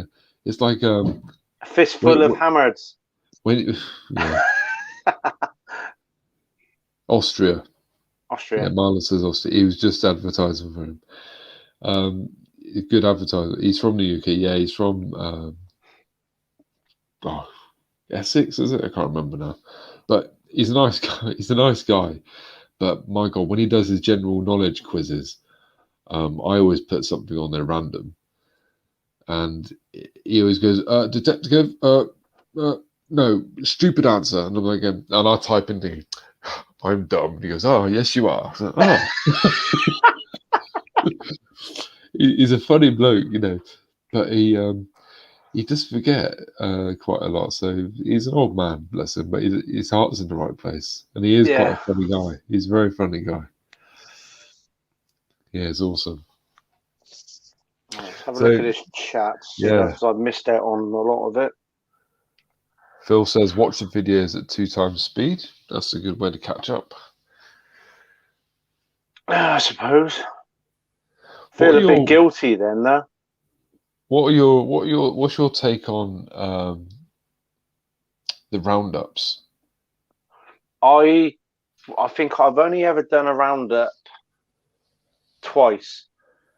But I'm like with you. If you show everybody what you got at the end, like you do it coming out of the hole, you're holding it in your hand, Yeah, and then you do at the end where it's all cleaned up. Then yeah, some people are more inclined to sort of like just whiz skip straight to to the the end. end and then go, oh, that's a smash and silver, mate. So what I tend to do now is it comes out the hole. I'll clean it up the best I can, and then straight after that video snippet, I'll try and put a photograph of it on the clod, Yeah, and no longer put anything at the end other than I might start introducing that I show all the crap that I had to dig just to get those few good items at the end. if I find something really significant, like historically significant, I might show that object at the end as well. But yeah, I took Scott's advice from Dirt Diggers ages ago. He said, he doesn't do roundups anymore because people just skip, and you can see it on the analytics as well. They literally skip your videos. It's like it's not really helping you out. No. So another way of getting people, a fun way, but really irritating for some people, is if you do a giveaway. Did you see my horseshoe one? When I had, you had to count the horseshoes that appeared on the screen randomly throughout the video. Oh, yeah, they put that in there, and then you got to type in the answer at the end. Yeah, and it means they have to watch the whole video because I used to make the horseshoes really tiny, so I was like, logo count. That was a bit of I messed up the logo one. I put my logo up, and I was only thinking that people were going to count on the main video, but they counted my picture at the start of the video and my outro. And I'm thinking, oh, really have to be so correct in what you say. Oh, Yeah, count the logos, not including the intro and the outro. yeah, I should say that. But it is what it is. It's learning, and everyone makes mistakes. And the way I see it, well, you see me, I've blown myself up, set fire to myself, electrocuted myself. It's All in the the name way of entertainment, eh? yeah, it's the way I learn. It's like someone said to me many years ago, why is it that we fall over? Why do we fall? So we can learn to pick ourselves up. And I like that. I've always. That's quoted in Batman Begins. Is it? Yeah, Is that where it's from? yeah, probably. Ah. Bruce falls down the well, Do you know what? You're right. That's where I heard it. and then he's in the bed, sort of like recovering. Yeah, And then his that's dad it. says, But "Yeah, there you go, look." that's right. Yeah. But I like that, and it's so right. So I use that with my kids and that. So See, mine is like, why do we fall over? It's usually because we're pissed. yeah, I'll drink to that. Oh shit, it's empty. See, mine's empty as well. Plenty more where that come from. Yeah. But yeah, roundups and that. So is what it is. And also, I know if in the past I've done like very clever intros, which are really long. And Terry done one for me as well, the drone sort of thing, and it's really cool. But it was a little long, I thought. So now I think mine's about 30 seconds, my intro, because that's how long the music is. Yeah, so that's pretty good. I mean, that's fine. But there is Cecil's back. Get back to work. Cecil. But I've started doing, because I do lots of different things now. So I do giveaways, melting stuff, metal detecting, coin collecting, and I thought I'd do a little intro for each subject. But it's only like literally just 5 seconds long. So it's like my stupid face comes up in the middle of the screen, and underneath it's got melting or creating art or something. So yeah, that's the intros that I do. My outros are just the Detective Kev with a Do you do your intros on your computer, do you? Or your yeah, laptop? Or yeah. My computer I use InVideo. see, I can't use the computer unless it's for Facebook, eBay, or porn. I'm just totally useless on a computer. So all my stuff is done on my phone via a app called UCut, which is pretty good. Yeah, And it's like anything, the more you use it, the more you learn about it. And I've just discovered like a little, you can get wording on the screen, it can fade in, and then you got your snippet rather than actually jumping from one frame to another. You can do like a merge in or a spin merge and stuff like oh that. yeah, The that more you sounds use these programs, the more you will learn about them. yeah. I've got one that Scott again told me about called VN Video Editor. And I've got it on my app on my phone. Basically, all my little clips that I do, I put onto I transfer. If I'm doing it on a camera, I put it onto the computer, then onto my phone, and I just do it on the app. It's so much quicker. Future Bleeps is going to get a Devil Forge. That's what I'm going to get one day. That's a good idea. You just got to be careful. I'm just doing it really to scare the neighbours because it's a. You want a pneumatic hammer if you're going to get a proper forge. If you want to do some forming of steel and all that, rather than actually doing it on an anvil and an hammer. Yeah, You want to get yeah. one of these hydraulic ones that does all the work for you. That's not a bad idea. Yeah, I just because I tried melting silver, as you probably know, and it didn't go well because I couldn't get it hot enough. So yeah, Devil Forges are the I way. fancy having a go at doing those ant colony sculptures with aluminium. Oh, who done that? That was awesome. There's a bloke in America. Oh God, what's his name? He dug it out and it's massive, wasn't it? There's a Oh, fire ant colony. what is his name? Oh God, he's an oldish chap. For the life of me, I can't remember his name, but he does detecting. He uses the Equinox 800. So I was watching some of the tips on that, and then one of his videos, like you, does something different. They're out there with one of these devil forges and melting down aluminium and pouring this stuff down, and they dig it out when it's cooled down, and then they're jet washing it off and making these little bases for them and sells them at his shop. Yeah, they are cracking. I Gig, love gig, gig watching the master, fire ant. gig master, gig Oh, is that master. him? I'm gonna write that down.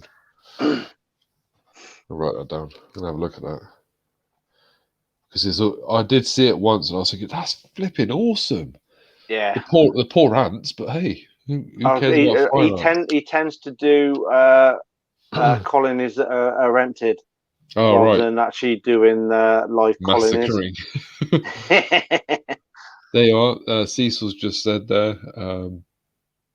Short intros are good because, to be honest, most people do skip them, and I can admit it. I've seen the intros a couple of times. I then go, I've seen it before. I'll just skip it. Yeah.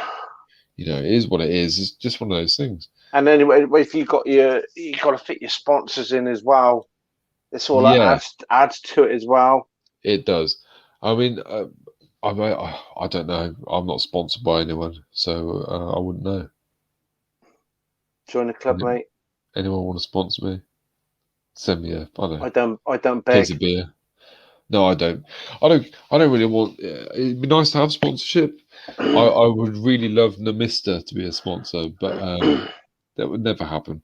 But it is what it is, isn't it? So YouTubers like Silver Dragons, Stacking Stormtrooper, etc. American Silver channel is very popular. I watch two in particular, Silver Scorpion and 49 Silver. They do that Um, coin roll hunting. Yeah, they do a lot of that, and they do sandcasting silver as well. All So right. I'm trying to learn from those guys. Yeah, not. I'm getting there. I'm learning. It's fun. It's fun. Oh, Rob's going to sponsor me. Thanks, mate. I'll have a case of beer and I'll put your name on there at the end of my video, the bit that nobody watches. If I manage to get a sponsor, it'll be one of these. Okay, I'll sponsor you 10p a mile. Yeah, it is what it is, you know. Oh, what's this? I've just seen this. I've seen a video of this happening somewhere in the tub of Orbeez. You know those little beads you stick Oh, on? yes, yes. My kids went crazy over them once, and I had a bath full of fucking plastic orb things. And Did you see about the bloke who actually filled up a bath of those? And basically, when they get wet, they expand. yeah, And I don't know. Apparently, they were coming up the toilet and every. oh no. I would kick ass. I made sure the plug was in and I scooped, but I was there for hours getting these things out of the bloody bath. It's like, oh, because they're tiny little things, but they do Yeah. expand a little bit. It's like, and it says on the packet, do not swallow. So imagine if you'd like, have you seen that Family Guy episode where Peter eats all the spaceman food and then he Oh has a drink yeah. of water and he goes big. Everybody, I need to poop. Everybody leave. That would be me. Yes, Rob loves his sponsors, but he has to say that, doesn't he? But he does. He's got some awesome sponsors, actually. PJ will do it. I bet he will. Someone message PJ. He's got to swallow some Orbeez.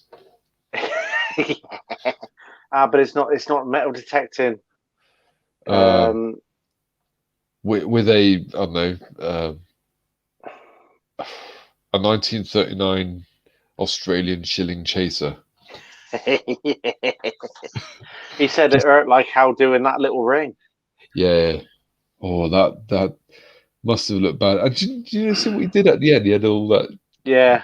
Yeah, like, oh. He's done well, because when I first caught hold of his channel, he was something like on 350 odd subs. And for what he does and how he acts, he's got a lot of followers. And I know it's not everybody's cup of tea, but it's sort of like it mixes it up a little bit. You know, when it comes to detecting, you know, you got to have fun. Yeah, There's no yeah. point doing a stuck up your own ass sort of like too serious about it. What is with that fucking dildo though? He carries around everywhere. That's a casting off mine. Yeah, right. He's basically he's just a mad Aussie, and he's funny He as is. well. But most Aussies that I know, I've worked with a couple as well. They're His mate, the Grogmeister, is it? Who was like Grogmeister. at 8:30 in the morning. He's already on us for a can of lager. What's this? Tape a spoon to his pinpoint and then eat some. Oh, there you go. There you go. He's got to tape a spoon to his pinpointer in a bowl of Orbeez filled with milk. He's got to eat the whole bowl. So someone's got to message him that. That's his challenge. Future Bleeps has just done a good comment. Yeah, you're right there, Bleeps, actually, because there's always that constant pressure in there that you've got to constantly follow the rules to not piss off your sponsor, basically. And it's like, you just want to do your own thing. If you're in a rich environment with lots of history, you got more chance of finding stuff. It makes your videos more interesting to watch. It must be a lot easier if you're going out, and even if it's like a 10 or 15-minute video and you've got a couple of silver hammers each time, or maybe something else, it makes good viewing. But if you're struggling for content week in, week out, because you're lacking in permissions and stuff like that, it does make harder to do videos. And then I don't know. I guess you find yourself apologising to your sponsor, saying, "Look, I haven't been able to get a video out lately Yeah. because all my stuff's shit." Yeah, I mean, everyone's got their own take on sponsors, like Rob's just said there. He enjoys it because you also still have to make content for your viewers. It's like the way I see it is I do lots of different things. Like, I would love to be sponsored by Namista just to cover my coin side of my life. But, you know, it's not for everyone. And then, of course, you got the pressures on. So they wanted to plant, hey? Then there's the other thing that you got people who'd fancy being sponsored, but what is it you want out of your sponsor if you're going to get sponsored? You can sort of like be the case of like, can I show your logo? You know, at the beginning, maybe in the middle, and at the end of my video, and all that, and you know, every month or something, if you throw a couple of beanies my way to do some giveaways or whatever, or you after something a bit further up the table, saying that, you know, at some point, if you get a new detector come out and you want, you know, somebody to do a test on one, then feel free to send it out. Most of the time, the detectors don't go back to the shop anyway because they've then been used. I think there's a different tiers of what you want from somebody who's going to sponsor you. For me, if I was going to be sponsored, it'd be nice to be associated with someone. You know, eventually sort of like get a discount code that I can put in my videos for people, and maybe sort of like receive maybe a couple of beanies, or you know, like the cheap end sort of stuff that you can do for giveaways. And that, you know, that would be more than enough for me when that day comes. Yeah, I've got the detector I need, so it's not like I'm saying, yeah, you know, I want a sponsor because I want them to send me a detector. I'm still bloody learning to use mine, so it's not like I want another one to confuse the shit out of me. Yeah, I'm still learning the Apex. Terry, how the hell do you use an Apex on the bloody beach? I still don't get it. It's ridiculous. It's like, what the hell? I'll get there. You know, it's just one of those things, isn't it? I have to contact Graham. He said he'd sort me out my Nocta, my Simplex, because the battery only lasts about an hour. So he's going to sort that out for me. Have to remember to contact him. But yeah, Team Unearthed is great. Yeah, do you know what? After watching Graham live a couple of times, there was a recent one as well. He's telling us a story about his farm permission, where the farmer's wife gave him permission, but then when they left the house, the farmer turned up and says, "Yeah, you can piss off, that fuck off." And then they started arguing. It's like, and the thing was, it was actually the farmer's wife's dad's farm. so it was nothing to do with the farmer then. Exactly. It was, you know, like at the end of the day, it was her dad's farm. He's married into the family, and was basically, I get the impression he was acting the big I am. This is my farm. You're not detecting on it and all that. I'm the man. Yeah. Yeah. I know those people. but yeah. But the good thing that I've noticed about Graham is that he, you know, and it's not slating the other outlets out there. There's quite a few of them, but Graham actually interacts with the people. You know, I've caught I caught the live last night, but I missed the previous one. And then obviously he was on Robert's show that one time as well.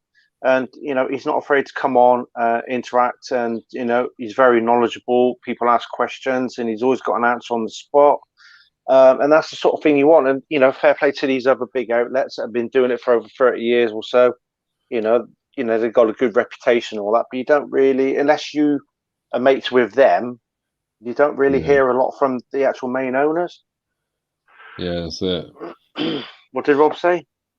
It's all about giving props to decent suppliers. Just because they are decent companies, that will help out anyone getting into the hobby.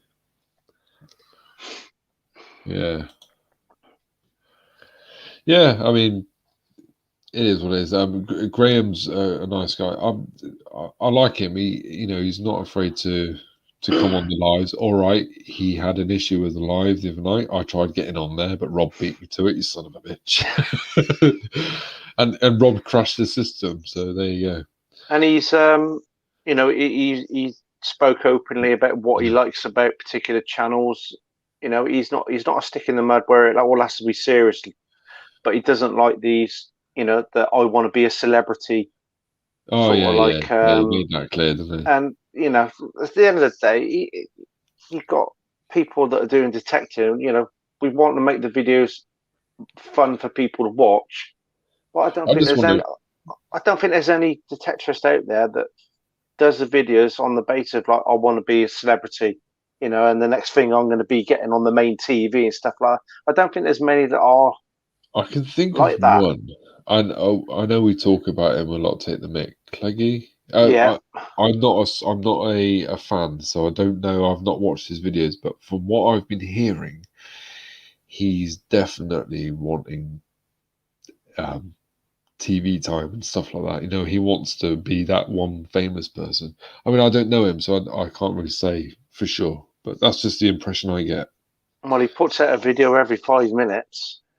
Yeah, even during lockdown when everyone's supposed to be indoors. Just saying, I'm not starting a row. You know, everybody knows my point of view. You know, he was called out by a detectorist. You know, a very well liked detectorist with a channel.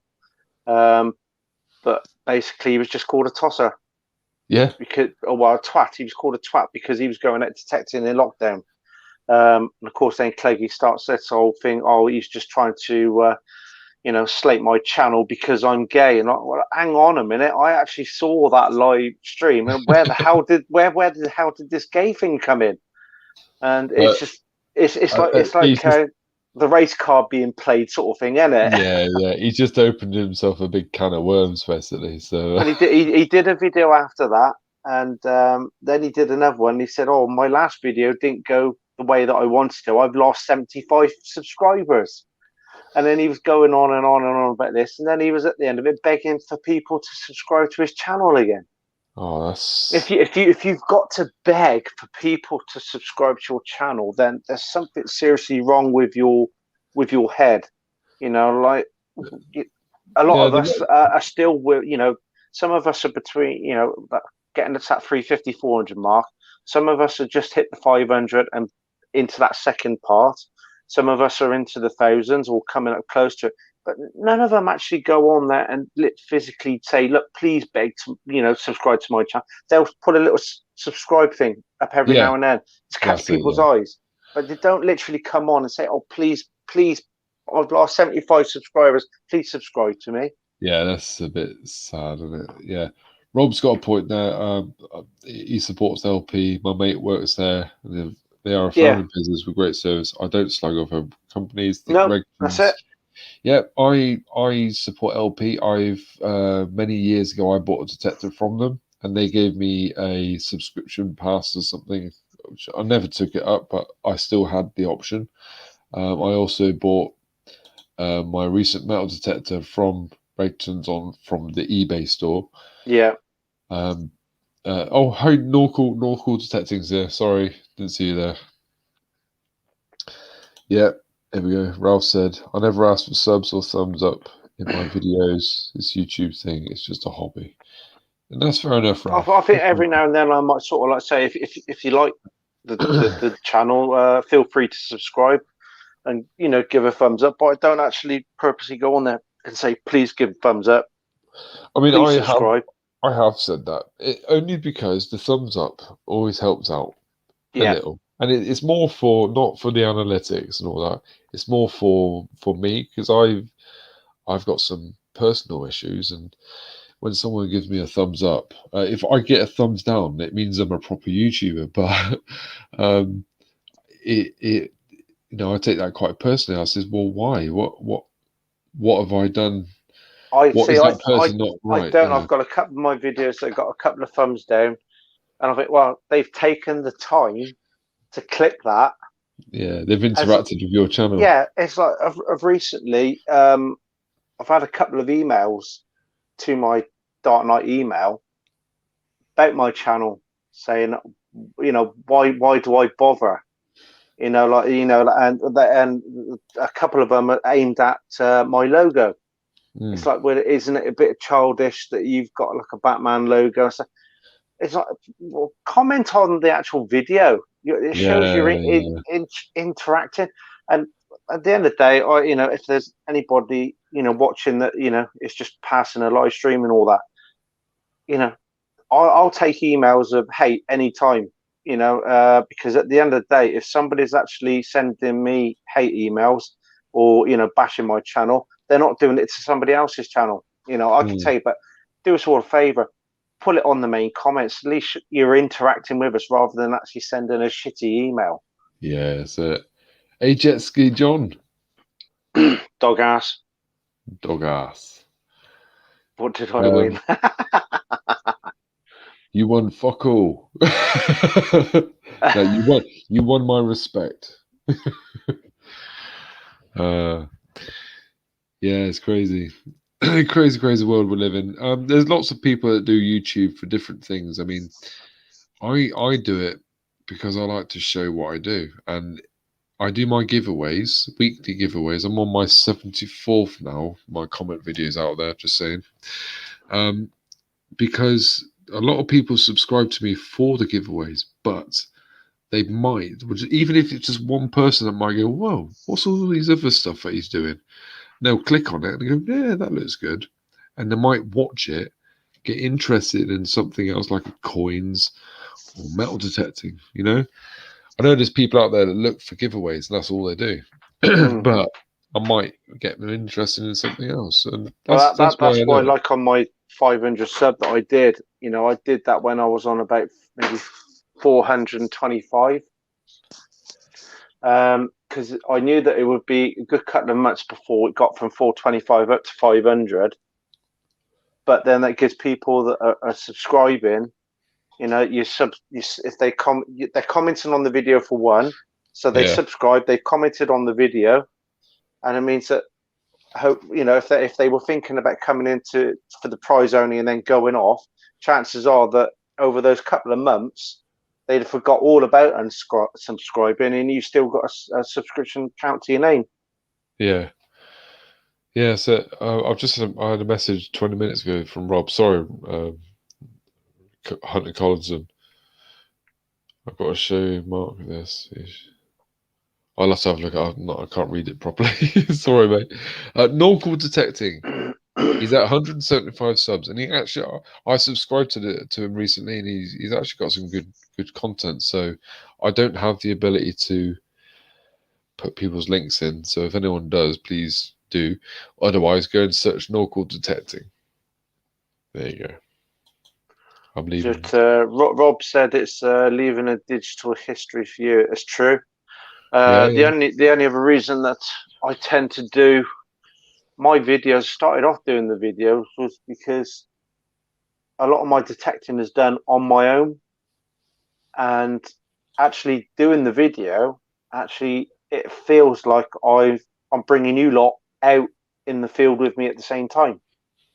So I don't feel completely alone. Sometimes I prefer to be on my own detecting, because sometimes I go out with my dad, brother, and nephew, but it almost feels like it's a bit of a competition. You're not focused on what you're doing, or sometimes you'd be thinking, are they getting anything better over that side of the field? Or I'd rather be out on my own, go at my own pace, concentrate on what I'm doing. Then with the video, it feels like I'm bringing you lot along for the journey as well. Yeah, that's right. Thank you, Rolf. It's just I've got all these videos. I've got 403 uploads now, and it's a great way to store your videos because as the owner of that content, you can download your video whenever you want. That's if you pay for premium. I can download it. Unless you do it via the YouTuber thingy that you said about. I'm pretty sure that if I go onto my YouTube and I click on download, it won't let me do it. I have to pay for premium. Really? Pretty sure. Can anybody else confirm that in the chat? I'm sure I downloaded one the other day. Oh, it might well be. I mean, might be something to look into. Come on, sit, stay there. Okay. I'm sat. Good girl. Hey? Stay. Stay. Sit. Stay. Okay, Phil. Thank you, Future Bleeps. It's nice that we can sort of look out for each other as well. It's like a little while ago, Robert Hunter Collinson had a bit of an issue with. Do you remember that show he done? He was doing battle with what they call them, a troll. Oh yes. Do you remember that one? Yeah. So that's why it's good to have a few that can look out if they're administrators or whatever they call them, admins. Don't be if you get to know people that are subscribed to you. Do like tonight on with Kev and on Fridays. I'm usually on. The both of us are normally on with Robert, the three amigos. Yeah. Then obviously sometimes on with Terry and Dig It Mart, and usually after a while, and you've got to know them, and there's a bit of trust there. They normally add you as a moderator, which means you can put in your own channel link into the comments. You can put other people's channels up, but it also gives you the option to eject anybody from the chat who is spamming. Because there's a lot of spammers. Yeah, especially the stuff that ad. It was bad, and then he just kept replying me. Like, I got over 50 accounts, so good at stopping me. And there's also you can put them into timeout. Can't be Rob random. Yeah. Do you want to go? Yeah. 300 seconds, whatever daft it was. I still haven't forgotten. That it's a sore spot, that is. Yeah, Rob loves putting people on timeout, doesn't he? Yeah, son of a bitch. He likes to hump trolls. That's what he's got a camper van for. Yeah. And slap Kev about. There you go, Norco. I think you got a couple of extra subs. So, hey, I took your time out, Cherry. Yes, you did. That's the first time that happened, and it was quite shocking when it happened. It was all to do with the bananas, I think. I don't know. Can't remember now. Yeah. I don't know. I just think it was some people, they go on to YouTube and they go on to categories and then they click on the live and see what sort of live stuff is being broadcast. I've done it myself. I'll go on there, just see what's happening live. And some of the stuff I watch on there, like a train going through the mountains in the snowy mountains, and you just see the snow going sideways off the front of the snowplow. And I sat there for 15 minutes like a sad shit watching this bloody train go through the snowy mountains. What do they call that? They call that ASMR, don't they? I can't remember what it stands for. It's like therapeutic. It's like when you're watching Big Brother. God no. My God. I stopped watching that after Pete, Tourette's Pete. Oh. And Nicola. She's dead now. Yeah, she died, didn't she? Yeah, sad. Yeah, anorexia got her. Yeah, anyway, Rob's got to do the peg challenge. Yeah, the peg challenge. Oh, yeah, that's, you got a couple of days to sort of like practice that, mate. Work out all the good spots to get them on. If it wasn't so lewd, I suggested how many paints can you get on your pegs can you get on your ball end? Wow. Yeah, that would be not comfortable. That's hardcore. Some people are into that, aren't they? they get them all on strings that they then whip them off at once. No, give me the snip again any day. 24 to beat, no facial hair. Yeah, that's going to be hard for him. That's what she said. Because he's got his beard, and there's places where I can put them on because I haven't got a beard. Now, where he's got a beard, he can't get it onto the beard. Oh, God. Mark Dixon said, my ex-father-in-law had train tapes. He just sat listening. Do you know what it is, right? You know what it is? My mum, when she lived in England, she lived just up the road. She had the ability to transfer video cassette onto DVD. Now, she let this slip once where she worked is a marine place. And of course, there was a man there who was into trains. Fair enough. I like trains, not as much as this guy. Basically, he's a train enthusiast, is what they're called, spotters to us. But he's had permission of this Southwestern Service trains or whatever it is, to have a camera put in the cab. Yeah, it's just hours of it. And because it was a video cassette tape, and he had about 20 of these cassette tapes that he wanted to transfer, paid her a lot of money, but because it was video cassette, you had to watch the whole thing. And literally, I went into Mum's house once, and she sat there like, on the couch going, I said, Mum, you all right? She goes,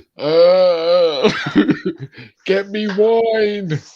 But but I go on trains quite a lot because I've got to go to Preston and Glasgow and stuff now when the COVID's over. And if I'm ever lost, if I see a spotter on the platform, I always go and ask them where to go because they know everything. There you go. But yeah, train videos. I sat through 5 minutes of one, and I think my brain was going to fall out my nose with that. See, obviously, before I got into detecting, and I heard about this game called Farming Simulator, and I thought, really? So I thought, well, okay, let's have a look on YouTube. And there was this English bloke, and he was playing on a map that's based in my county. Right. I thought, oh, okay. So I thought it looks quite good. So I thought, well, I might get this game. And I thought, well, to really, before I shell out like 40 odd quid for this game, I'll watch this bloke's YouTube channel and see what he's doing.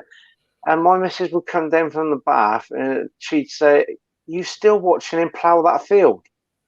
And this bloke was literally, you got the option, you get the tractor set up, you start going, and then you can push a button that hires the worker and the tractor will just go up and down ploughing.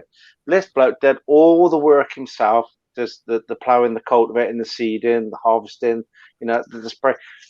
That's like 4 hours I could be sat there one evening, before I discovered metal detecting videos. I said I'm watching this bloke play Farming Simulator on the Xbox.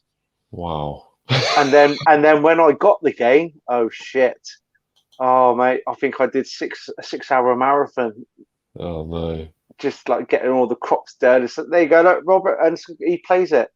It is really quite an addictive game. Really is. I'll tell you what is addictive. They've actually lifted the ban now on teabagging in Call of Duty. So yeah, I know. That originated from a Halo, didn't it? It did actually. Yeah, you're right. But Call of Duty took it on, and I've played every single Call of Duty game there is, and it's a trademark move. If you die, you're gonna get teabagged. It's as simple as that. I mean, I go balls deep. I lie down on the corpse and stuff. And I've been banned from so many matches, and but they've lifted the ban now. You can teabag to your heart's content, as long as you don't, swear a lot, you'll be fine. But then you always get these kids on there. They go, "Oh, fuck off! Hang on. You got to be 16 to buy this game. Where's your mum? Put her on. Oh, she's not in. Ah, all right, okay." And then they leave the lobbies. Yeah, nah. Sorry, I digress. But Red Dead Redemption 2 was another game I would play. I've got it. If you catch a civilian and hog tie them, and then you take them to the bridge where the train is. I think I had about 7 blokes all lay on the bridge, sort of like squirming to try and break through. And then the train comes along, and you've got claret and limbs and everything all over this bridge. It's a brilliant game. Because I've got so much going on my Xbox because I'm playing Ark, and Call of Duty, and I've got a hunting simulator as well. So of course, it takes up all of my hard drive. I've got one of the basic Xbox ones, but I can't put Red Dead 2 on there, so I'm like quite annoyed. Get yourself a 1 terabyte external hard drive, Yeah, I just but can't don't afford it. but don't get a Seagate. Apparently, they're renowned for sort of like failing and corrupting your information, and it makes it unreadable. Seagate are in partnership with Microsoft, so you Right. always see in these magazines they always advertise Seagate external hard drives, but these cheaper ones do just as well. I've got a Seagate, but not for the Xbox or anything. It's for the PC, but it's literally just to literally put photos on. It's 500 gig. That's plenty for me. But I have heard bad stories about Seagate as well. So if I do save up and buy one, but He plays Grand Theft Auto and he's 60. yeah, I stopped.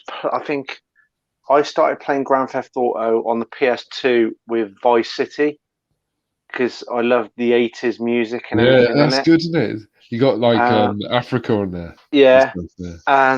and then when we got the Xbox 360, was it Grand Theft Auto 3? Was it with the Russian character that used to play? I can't The remember. cameras were so hard to control when you're driving. It was nothing like Vice City.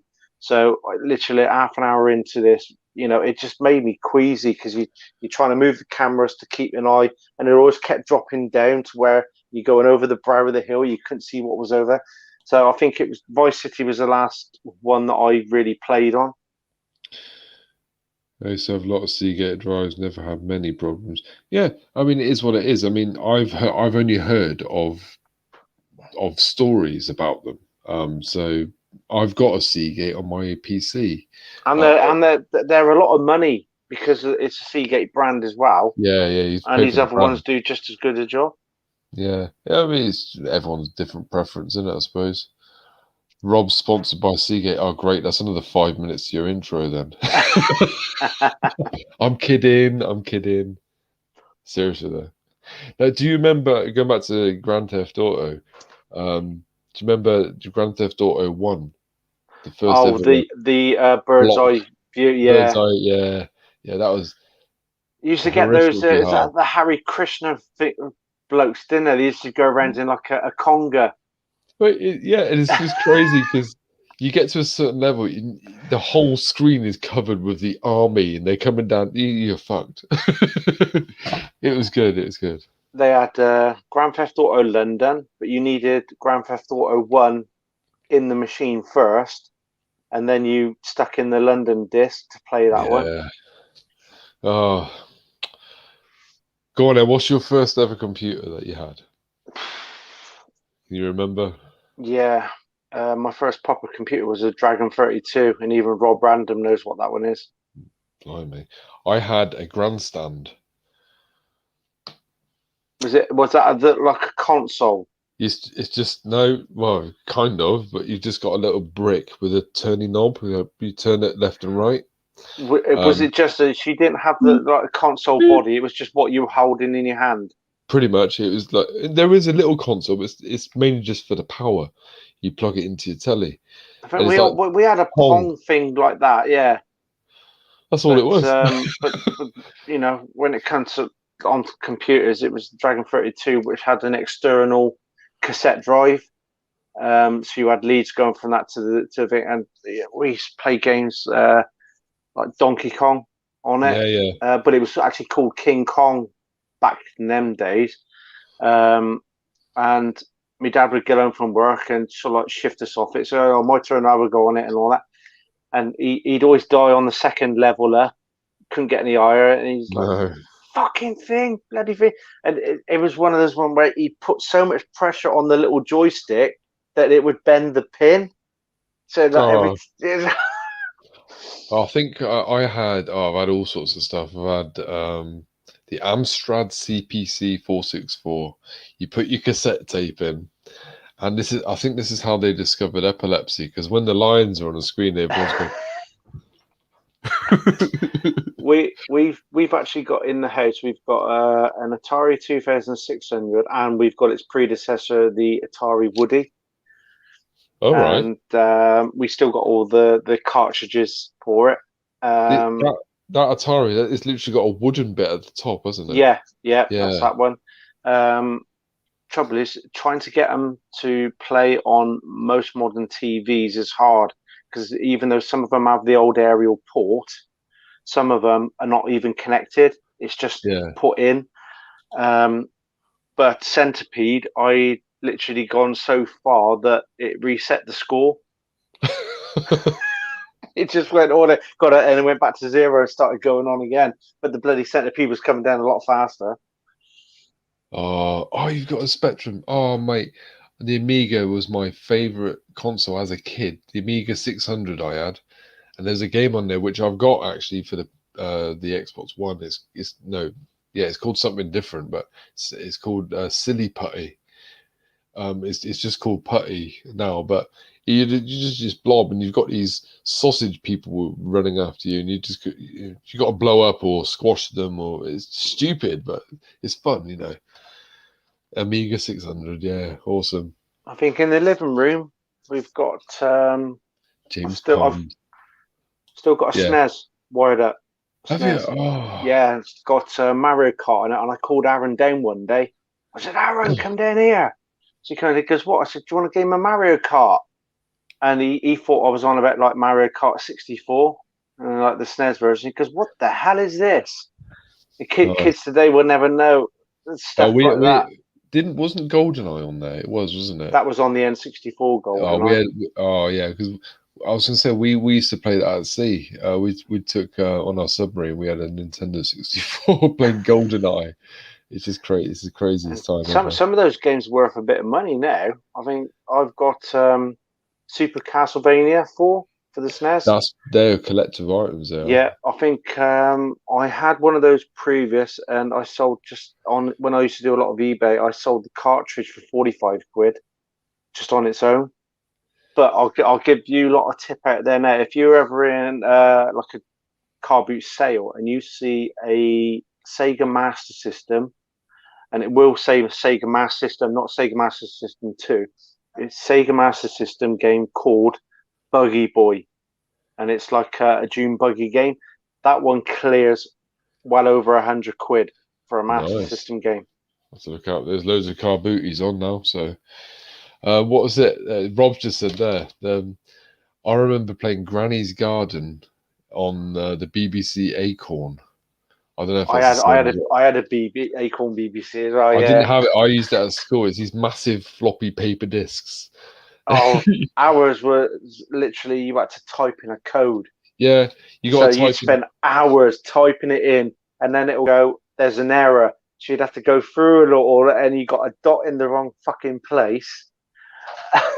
And then what happens if you corrected it? All you had was like this fucking revolving tunnel of lights or something. And so great.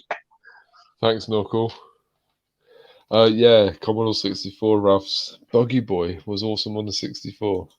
Remember Paperboy? Do you know what? Paperboy is real life for me. Every time I go out on my motorbike, right, I swear to God, there's fuckers trying to get. There's walking out in front of me. Cats. Every time I go past a dog, no matter what breed it is, they go for me. Fucking vans. What is it with white vans? Do you take a different test to everyone else? What? You know? So yeah, Paperboy is good though, and infuriating but funny.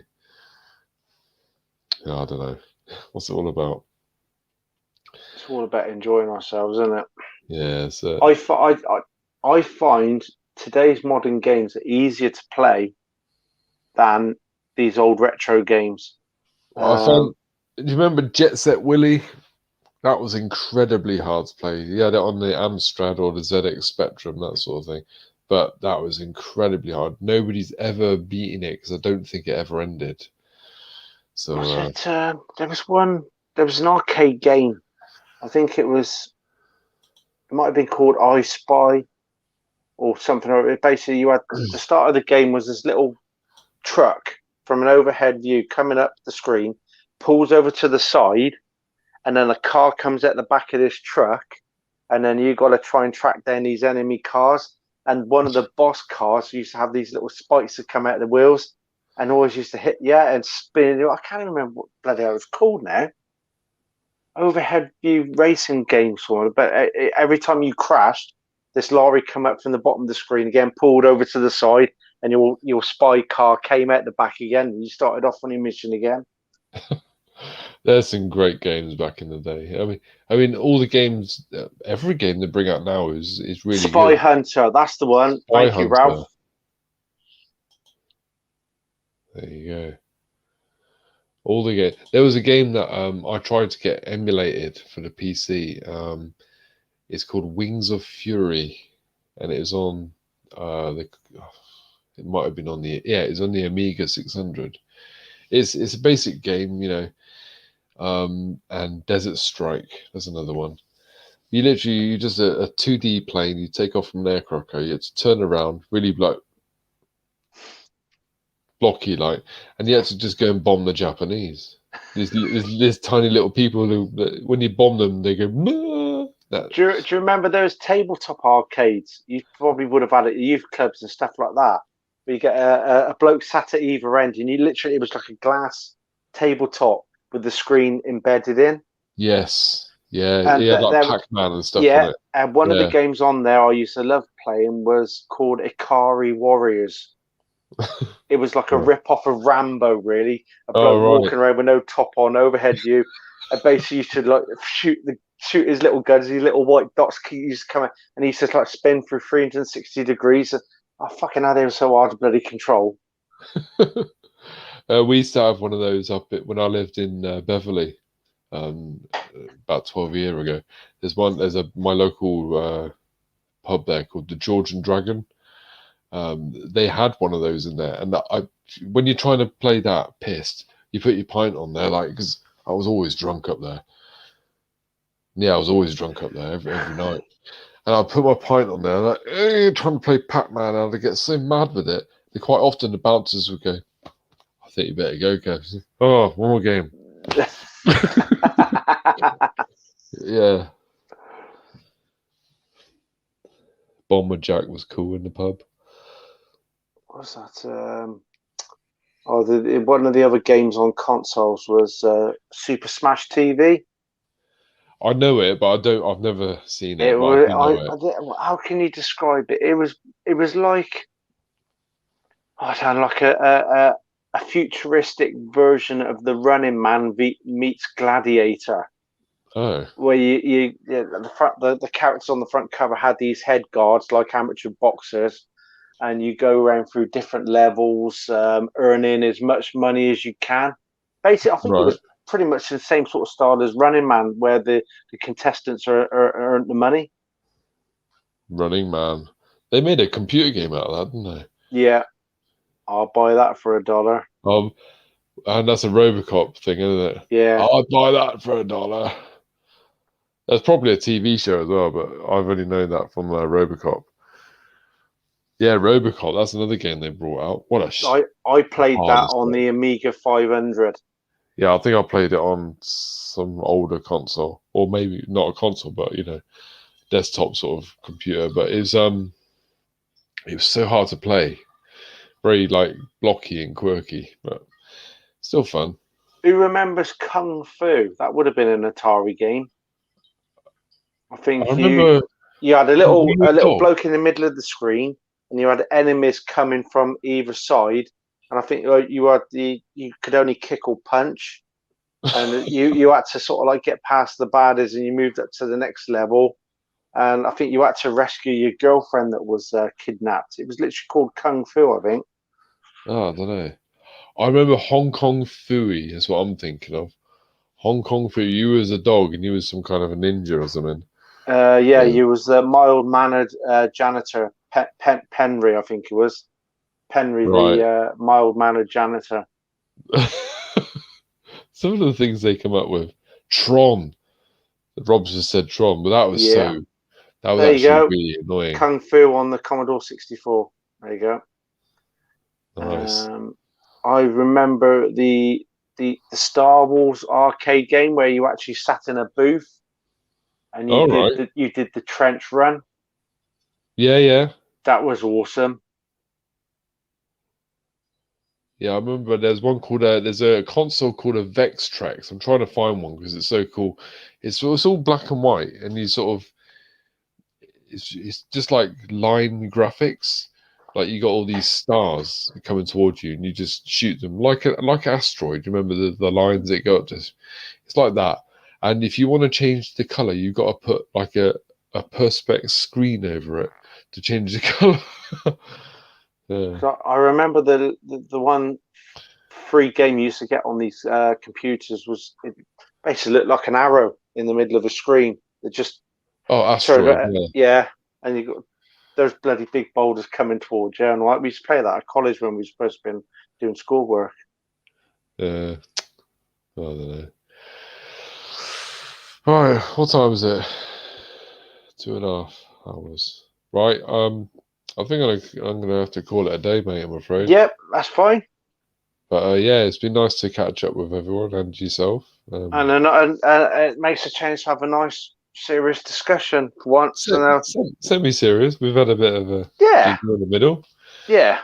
That's the sort of thing. I'm going to write this stuff down. I'm going to watch people's videos, and if there's something on someone's mind, we talk about it on a Monday, and I'll do the same on Rob's on Friday. So Yeah, and if I get a chance, I might try and get out and do a little video based on yeah, how to dig your holes, how to fill them in, sort of thing. And that'll be a good one, especially for the makey learners out there, because they are out there. They're actively looking for videos. I've been told that they are.